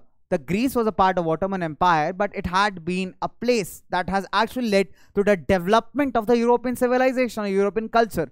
There were many things that the Europeans have learned from Greece. As a result, many poets and philosophers even call Greece as a cradle of the European civilization. Cradle is a place where a child grows, right? A small child is kept in a cradle, and that's a kind of place where he finds his comfort. In the same way, if we talk about the European civilization has built up taking in different elements of the Greek society. So it's also called as the cradle of European civilization, right? So the Greek War of Independence, it begins in 1821. The nationalists in Greece, they got support from the other Greeks that were living in exile. Exile means living in an unidentified place, far from your motherland, from where you are born into, right? Like Lord Ram was sent into exile of 14 years back in Ramayana. So he was away from Ayodhya, right? Living in disguise in any other place. That is a kind of punishment called as exile, okay? So basically, the other Greeks who are living in exile, far away from their country, they supported the nationalists, the people who are fighting in Greece for their independence. In fact, the West Europeans also had sympathies for the Greek culture, so they also supported, they have also had support from there. Okay, let's move on further. Okay, so poets and artists, they lauded, that means they appreciated Greece. They appreciated Greece as the cradle of European civilization, right? And Ottoman Empire was a Muslim empire, so most of them wanted that Greece should become independent. There's a very famous English poet called Lord Byron, right? So Lord Byron, in fact, he himself went to fight the war, where he died of fever, in fact, right? So he gathered the funds and he supported this war. He died in 1824. Finally, the Treaty of Constantinople that was signed in 1832 that recognized Greece as an independent nation. This question is again very important. It's a 1-marker question. The question comes in the form that which treaty recognized Greece as an independent nation. In fact, you might have found the question in your periodic test as well. That's why I'm saying it's really important. Okay, it has been asked in boards that which treaty recognized Greece as an independent nation. So the correct answer is Treaty of Constantinople. Okay, let's move further. So finally, We have covered a lot part of the chapter, and thank you for being an amazing audience all throughout this journey, because if you are there, I'll be moreover motivated to tell you more and more amazing things. Almost we are halfway down. It's halfway more to go. So we'll try to cover most of the parts here. Okay. Let's talk about Romanticism. The word Romanticism itself, So what I feel is, when you hear the word Romanticism, I do not want you to imagine SRK here. SRK singing a song like this. Tujhe dekha to ye jana sanam. No, I do not mean SRK or Salman Khan or Hrithik Roshan when I say the word Romanticism, because I definitely can imagine the same. Because when I was in your case, I was in class 10th, I could imagine the same thing. The moment my teacher said today we'll study about Romanticism, I was like, wow, that's an interesting topic. Right, so, well, my aspirations and dreams were dashed to the ground the moment ma'am started with history and told that Romanticism here does not mean romantics of SRK or Salman, but in fact it stands for a cultural movement which sought to develop a particular form of national sentiment. Let's take the example of India in this case. When you talk about Indian freedom struggle, that was ignited by the songs, the poetries, the slogans. In fact, whenever you try to, let's take an example of a football match going on in your school, an inter-squad match. So you always cheer for your side, isn't it? Or when we are watching a cricket match that India is playing against any team, we always say India, India, isn't it? We always say Vande Mataram, Mera Bharat Mahan. So all these kinds of slogans, they ignite and enthusiast the people, right? That is what is happening. That is a kind of movement called Romanticism, where philosophers, where artists and poets, they are trying to bring in that emotion. So it works, Romanticism works on emotions rather than rational science. Okay, so the Romantics, they did not consider scientific rituals, to be very honest. Okay, they believe that emotion is equally important in order to fuel a particular movement. So, for example, Romantics like German philosopher Johann Gottfried Herder, he said that if you want to find the true common journal culture, if you want to find the true German culture, you can find it among the common people, that he called as Das Volk. It was through folk songs, the poetries, the dances, that the true spirit of nation, that's called Volksgeist, can be popularized. So that is his thought, that the local cultures need to be brought into existence, because that is where you can discover the true German culture, not in the science books and science textbooks, right? Okay, moving on further, let's talk about, they also laid emphasis on the vernacular, that means the local languages, right? The local languages. Suppose if a person lives in Punjab, his vernacular is Punjabi. If a person lives in Kerala, his vernacular is Malayalam. If you live in Karnataka, you may be speaking Kannada. That's a vernacular language, the local language. The emphasis was laid on the vernacular language and collection of the local folklores to recover an ancient national spirit, to tell the people that you have a common connection, you belong to a certain community or a group, and that will further but so bind the people, right? Okay. So especially in the case of Poland, that has been occupied and partitioned at the beginning of 18th century by powers like Russia, Prussia and Austria. So they have partitioned Poland into certain parts, and each one of them was having one part of it. Okay. Moving on further, if we talk about Poland, Poland no longer existed as an independent nation, but still the feelings of the Polish people were still intact. They still felt as one, despite their geography was broken up into parts, but the feelings were still intact, and that was the beauty of the Polish people. For example, Karol Kurpinski, he celebrated the national struggle through his operas, that's a singing performance, and the dances, folk dances like Polonoise and Mazurka, that turned into national symbols. Like for India, singing Vande Mataram, it's a national, it's a national moment. When we sing this song, we relate ourselves as Indians, cut across the different, we do not think ourselves of belonging to different communities, religions, caste and groups. We consider ourselves as one single community, that is Indians. So that is how he popularized these folk dances to be as the national symbols of the Polish people. So that could in fact keep that bonding between them intact. Moving on further, Polish was used for church gathering. If you have ever visited a church, church is the place where Christians go to pray. There's a priest who gives out sermon or religious speeches, teaches people to do some good things. Now, when Russia occupied Poland, it asked the priest to preach in the Russian language, to which the priest denied. As a sign of defiance against Russia's occupation, they started preaching in the Polish language. As a result of which, as a consequence of which, many priests were even murdered by Russia or even captured and kept into prisons. So they had to pay the price for their resistance, but again, that was a movement that inspired many other Polish people to fight against the people who had dominated them, right? Okay. Language was very important. It played a huge role in developing national sentiments. So Polish language was forced out of schools, and in fact Russian language was imposed everywhere, as I'm talking about the Russian occupation. But still after that, in 1831, there was an armed rebellion against Russia. But since Russia was comparatively stronger, Poland could not retaliate in a violent way. Following this, many members of clergy here stands for priest, in Poland, they started to use Polish language as a weapon of national resistance. That what we are talking about. Okay. So, compiled with this, what happened was that in the entire European society, as the population was growing, the demands of the population was also growing, isn't it? So, a growing population will always have a growing demand, isn't it? And now what is the case here? If you're not able to fulfill that demand, if you're not able to provide enough employment to people around, definitely people will have a tough time. Same, and when they have a tough time, they have to fulfill demands. They will resort to all sorts of illegal practices, or they will even start revolting against the rulers. This is what happens in Europe back in 1830s and later on in 1848. In 1830s were years of great economic hardship. The first half of 19th century saw tremendous growth in the population of Europe. Once a student of mine asked a very innocent question, sir, how did the population grow? But the answer to this is very simple. It's a biological process that keeps on continuing. Population grows in a very natural process. When people are reproducing more and more, the population is bound to grow. Very simple. People are getting married. They're trying to raise up family. Definitely, but say population is going to grow, right? So, where is happening in the first half of 19th century? Population grew at a rapid rate, right? In most countries, the demand for employment was more and the jobs were less. When the demand is high and the supply is less, obviously there will be a shortage. People wanted more jobs, but the jobs were less. As a result, people started turning unemployed. And unemployed people will always not have enough money to sustain their lives. Moreover, there was huge migration. That is, people from villages, they started moving to cities in search of better lifestyle. But to their disappointment, when the jobs were itself less for the city dwellers, how can the city accommodate an extra load of migrants? Definitely, the city started to crumble.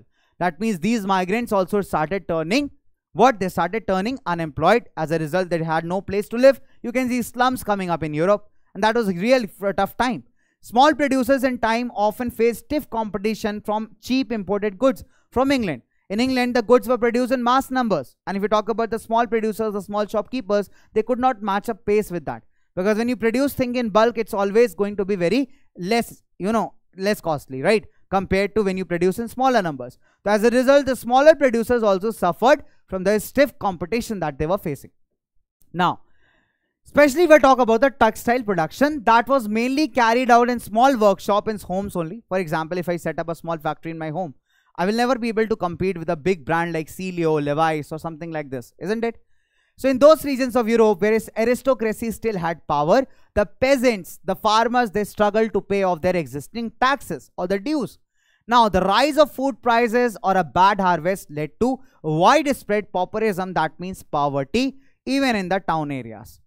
That was a huge problem, isn't it? Finally, 1848 was one such year. The food shortages and the unemployment were literally haunting the people because people were having no money. As a result, they were having hunger problems. So finally, they decided to revolt. Now it's time to revolt, right? Barricades were erected, and in France, Louis Philippe was forced to flee. Because Louis Philippe was the constitutional monarch who has been given the power by 1830 revolution by the liberals, but he was doing literally nothing to improve the situation of the people. When things became very worse in France, people walked out to the streets and the situation was so much worse, situation became worst. In fact, you can say that the Louis Philippe, who was the monarch at that time, the constitutional monarch at that time, had to flee, had to run away to save his life.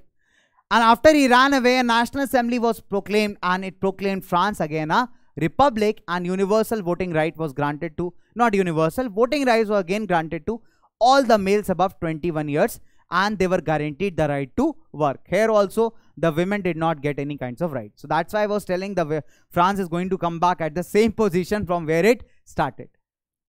Okay.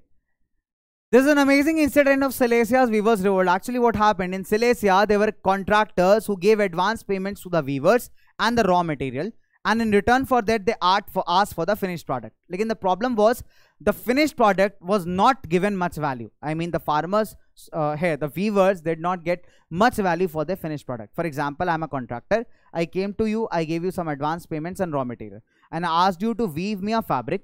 When you wove that fabric, I am purchasing that from you, but I'm not giving you enough money, right? So obviously, why will you work from me? Same kind of case is happening in Silesia in 1845. In Silesia, the weavers, they revolt against the contractors who supplied them raw materials and gave them orders but reduced their payments.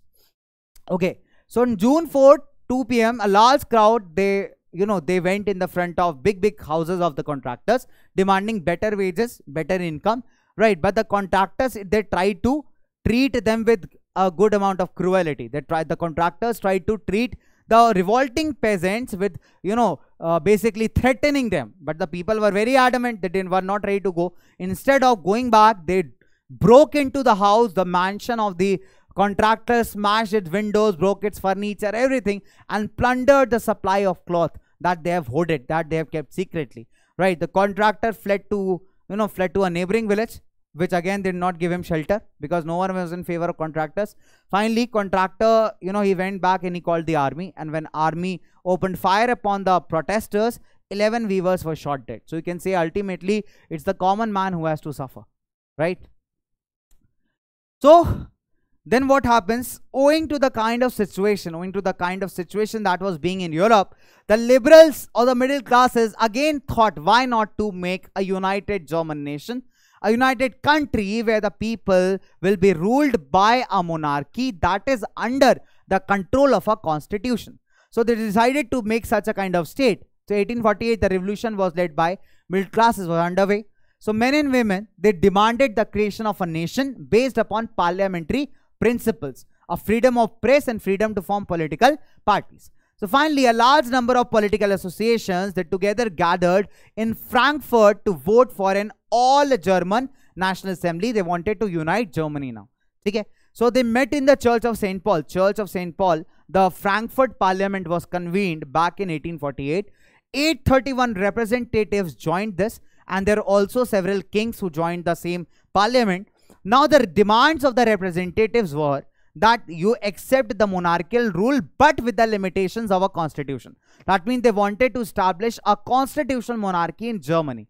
However, the idea was not very pleasing to the monarch. They offered the crown to Frederick William IV, the king of Prussia, but he rejected the crown and he joined the opposing kings because the king never wanted to question his authority or his power. Why will the king submit to the demands of a constitutional monarchy? It's very admissible, right? Definitely the king is not going to, do that. That will be like, digging his own grave. Why will the king do so? So king rejected that, and you will see that army was called. In fact, these representatives were thrown out of the parliament, right? They were literally kicked out of the parliament. Finally, that was not possible. In fact, women also formed some political associations to demand suffrage, to demand their rights. But however, that did not work out very well, right? If you talk about the years after 1848, the autocratic monarchies of Central and Eastern Europe began to introduce changes that had already been taken in the Western Europe. However, the time was too late, right? Like for example, bonded labor was abolished. Now, the time was really important. It was felt that it's a need for a united German nation, united German country, right? That is really very important. So here comes the most important part of your section of your chapter, that is unifications. Germany, Italy and Britain, okay? So what is happening here? Let's talk about it. Germany was a group of 39 states who spoke German language. That's all. No commonness between them. Prussia took the initiative to unify this German state, right? Earlier, it has liberals and middle class people had tried to unite Germany under a constitutional monarchy through Frankfurt Parliament, but they failed, right?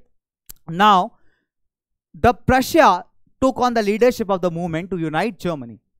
So what happened? The German architect, if you talk about the German architect, was Otto von Bismarck, the chief minister at that time, Prussia. Okay, so he was the architect of this process who carried it out with the help of Prussian army and the bureaucracy or diplomatic ties. What happened, beta? There were 3 wars over a span of 7 years with Austria, Denmark and France that ended in Prussian victory, and this completed the German unification. Finally, in 1871, the Prussian king William I was proclaimed as the United German Emperor. If you are confused about what these three words were, let me give you a brief about that. Actually, what Bismarck did was, he was a very clever person. He made alliances with Austria and he attacked Denmark, which was having a considerable amount of German states. So when Austria and Prussia, they together combined and attacked Denmark, Denmark got defeated and they distributed the territories among themselves. Okay. Now, Prussia intentionally started a border dispute with Austria over those territories. And when it defeated Austria, those territories also came under the Prussian control. Now, the last enemy was France, which was later on defeated. So, this is how all the territories were gathered and united together under a common emperor, that is William I. And this is how the unification of Germany was completed, right? This question may come in 3 markers or 4 markers or 5 markers. Okay, it's a detailed question, beta. German unification. You can write the exact points. Let's talk about a very important and a very amazing topic, that is Italian unification. It's really interesting. The story of Italy is really interesting. If you can see the map here, we'll acknowledge that Italy was divided into 7 parts. Okay, there was only one state, that is Sardinia, Piedmont, that was being ruled by an Italian prince. Apart from that, there was no other state that was being under the control of an Italian princely estate, an Italian prince house, right? So what happened, if you talk about the state of Italy, it was divided into 7 states. Only Sardinia, Piedmont was ruled by an Italian prince. North Italy was under Austria, Central Italy was under Europe, or you can say the Pope, right? And Southern was under the Bourbon dynasty of Spain. Bourbon dynasty of Spain. So what happened here? We have 2 heroes of the Italian unification, rather we can call 3. Mazzini and Garibaldi, who wanted a democratic setup in Italy, and on the other hand we have the minister Count Cavour, who wanted a constitutional monarchy. However, it is Cavour who turns out to be victorious. Let's talk about how it all happened. Now, what is the role of Cavour here? He is a very tactical person here. He is a very tactical person. Let's understand the role of Cavour. What he did? What he did was very simple. The state of Sardinia supported France and Britain in the Crimean War in 1855, and they asked for their support if they had a battle with Austria. The state of Sardinia supported France and Britain in Crimean War and made an agreement with the countries that if Austria attacks them, then they are going to help them out. Okay? So in 1858, it formed an alliance with France, seeking military support against Austria. Now what happened? It defeated Austria. Sardinia defeated Austria in 1859 with the help of France. Okay, as a result, the state of Lombardy, it joined Sardinia. In return for its favor, France was given less important states of Savoy and Nice, and they were not even concerned with that, right? Emboldened by this success, the central Italian provinces, right, that is the provinces of Tuscany, Parma, Modena, Romagna, they voted in favor of joining with Sardinia. Now, North Italy and Central Italy is now under the control of Sardinia. What is left is now the Southern Italy, that is currently being ruled by Bourbon dynasty of Spain. Now, what happens when Garibaldi comes to know about all these things? He comes out of exile, and with his army that was called as the Red Shirts, volunteer army, who wanted to see a united Italy. With his army, he marched to Southern Italy and to capture Sicily and Naples that were under the control of Bourbon dynasty of Spain. Now, Sicily and Naples were liberated by the end of the year. Now, Cavour was very much worried, because Cavour was worried of the fact that if Garibaldi got control of it, then Garibaldi will definitely want to stall a democracy. Cavour did not want that at any cost. What Cavour did, Cavour saw that once Garibaldi had got control of Southern Italy, he sent the Sardinian army, the Sardinian troops, to capture that area from Garibaldi, okay, or the Mazzini. So finally, Mazzini and Garibaldi surrendered in the name of nation, and the Southern Italy was also united under Sardinia. So Hitler finally united Italy under the King Victor Emmanuel II. So this completes the process of Italian unification. You can see Victor Emmanuel II, right? Okay, strange case of Britain. It's a whole long journey, right? It's a whole long journey, but doesn't matter. The journey, long journeys will always yield fruitful results, and we are really very close to it. So when you talk about the strange case of Britain, in Britain, you will not see that Britain any kind of bloodshed happened. Basically, there was no British nation. There were only islands who speak different languages, like the British Islands, the English, the Welsh, the Scot, and the Irish. The English Parliament, it seized power from monarchy in 1688 through diplomatic ways, through negotiations, right? There's no blood here. involved, right? The Act of Union that was signed between England and Scotland that incorporated Scotland into the English part, and this led to the generation of United Kingdom of Great Britain.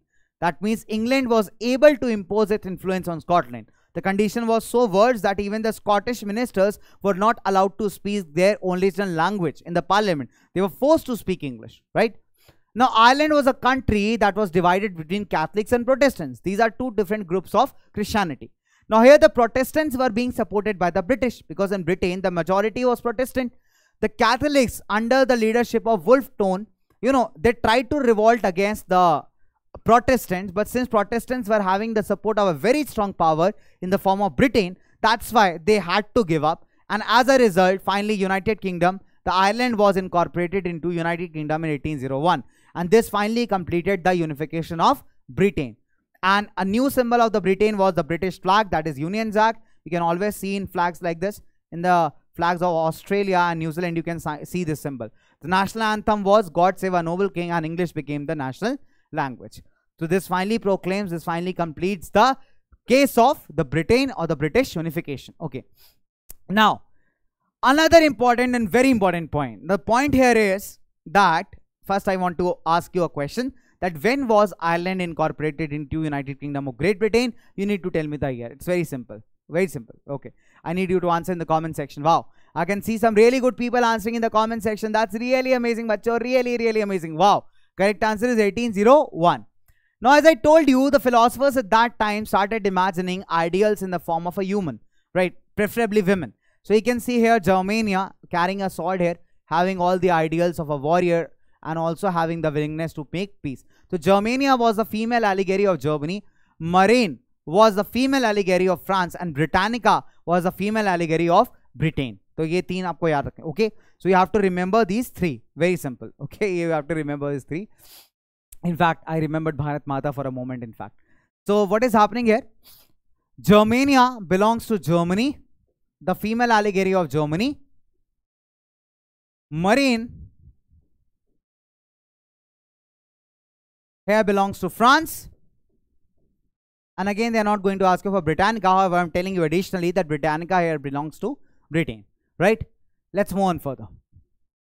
So this is a very important box beta in your NCRTs. You need to go through this. So different attributes stand for different significance. Like broken chains mean when you are being freed. Breastplate with eagle, you can see this particular symbol. This stands for the symbol of the German Empire. The crown of oak leaves, you can see the oak leaves here. This stands for heroism, right? This stands for heroism. Sword means you are ready to fight or get ready to fight. The Tiger Shop one, right? So olive branch around the sword means you are ready to make peace. Black, red and gold tricolor, they are the flag of the German people, okay, the nationalists. And rays of the rising sun denote a beginning of new era. So this is a really important part, okay. Oh, finally we are on to the last part of the chapter. I am feeling very happy because you guys will finally have time to have something good, refuel yourself, right? But what happens if we talk about the Ottoman Empire? It consisted of several small, several called, you can say, ethnic states, not nations. We can't call them nations, right? Slavic nationalities. They were called as Slavic nationalities. The Slavs, the people Slavs. So there were many different small states that were a part of Ottoman Empire. However, they were constantly fighting amongst each other and also from the Ottoman Empire because they wanted to be independent. Apart from being independent, they were jealous of each other. They wanted to, capture each other's areas. It can be similarly related to a fight that starts between two smaller children in a school, grows up into a bigger fight. Suppose there's two small children fighting amongst themselves. If they fight and they do the things over, then it's finally over. But if they involve their brothers and sisters, definitely the fight is going to become much larger. This is what happens in the case of Balkans. The smaller states were fighting amongst themselves, fighting for their independence. But the bigger powers like Russia, Britain, France, they saw an opportunity in this. They thought that if we are going to promote these smaller states, then later on we can capture them as well. That will bring us profit and prosperity. However, their calculations turned out to be miscalculations, right? Because this ultimately ended in the disaster, that is First World War. Let's try to get a grasp of it. Okay. The most serious source of nationalist tension in 1871 was the area of Balkans. It was the area that had a geographical and ethnic composition, ethnic variation. You can see the number of states that are captured in this particular area. Romania, Bulgaria, Albania, Greece, Macedonia, Croatia, Bosnia, Herzegovina, Slovenia, Serbia and Montenegro. So basically, the inhabitants were known as Slavs or Slavic nationalities. So people who lived in these areas were commonly called as Slavs. Okay. A large part of this Balkan region was under the Ottoman Empire.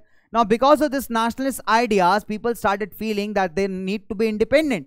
As a result, they started fighting with the Ottoman Empire, and the region became very, very explosive. All through the 19th century, what happened? The Ottoman Empire did try to introduce a modernization, but it did not help a lot. And finally, the Ottoman Empire started disintegrating, started breaking into several independent states, right? Now, the Balkan people, they said that in history, they had once been independent, and it's their fundamental right to stay independent and apart from the foreign powers, right? So hence, these rebellion nationalities in the Balkans, they thought their struggle to break away to become independent is actually their birthright or their fundamental rights, right? Now, the situation became more explosive as each one of them tried to declare their independence and prove their identity. Now, adding to this, what happened? The Balkan states were very much jealous of each other. When you are definitely jealous of each other, when you hate each other, the outcomes are always disastrous. And as a result, apart from getting independent, they also tried to control each other's territories. And that made it all the more explosive. That means it made it more explosive, lots and lots of fight going on, lots and lots of violence going on, right? And even the further, it was complicated when big powers, they joined this particular area. So during this period, there was intense rivalry. Very simple, if you talk about the big European powers, they were also fighting amongst themselves owing to their trade policies, because every one of them wanted to capture maximum trade areas. They wanted to make maximum colonies. Colonies are the countries that they captured. Like for example, Britain captured India. There were multiple European powers in India also who tried to establish their control, but ultimately the Britishers turned out to be the winners. So there were fight amongst these European powers for the purpose of power and prestige and money. So very simple, if you talk about Russia, Germany, England and Austria-Hungary, all of them was very keen on having their extended influence on the Balkan states. As a result, when these big powers got into the muddle, it finally resulted into World War I. And how this happened? Basically, there was a Serbian person who shot the Austrian Duke Franz Ferdinand, and finally Austria went to Germany for support. And when Germany attacked, backed Austria and attacked on Serbia, this brought Russia into conflict because Russia was supporting Serbia at that time. And gradually the war turned much bigger, and ultimately we know it as the First World War, when more and more countries got into it, right? So finally, if I talk about, this is the happy ending of the chapter. Go through these notes very carefully. You'll find it in the batch, that is in the Physics Wala app, that is in the under the Ignite batch. You're going to find this particular notes, right? Please do download this. We have a happy ending, finally happy ending, obviously not the First World War, but yeah, happy ending to the chapter. And remember one thing, this is my special thing for you, that if you are making mistakes somewhere, we always should remember that mistakes are the proof that you are trying, and you should never stop trying. For example, if you do not understand certain part of the lecture, if you have made a mistake somewhere, do rewatch it again, right? So that your content gets more crisp and clear. And one more point, you remember one thing, that if you want to be an expert in social sciences, right, you have to begin as a beginner, because you know that the expert in anything was once a beginner. You have to be a beginner, right? So on this note, let's end discussion of today's. I know it was a really long and exhausting discussion, but believe me guys, if you're going to go through it, you will really enjoy it. We'll love to find the story, and very soon I'm coming to meet you with an amazing, with another discussion. Till then, stay happy, stay healthy, and stay connected to this amazing platform that's PW. Let's meet soon in the next discussion with you all. Bye bye, take care, and stay motivated, and stay hydrated too. Bye.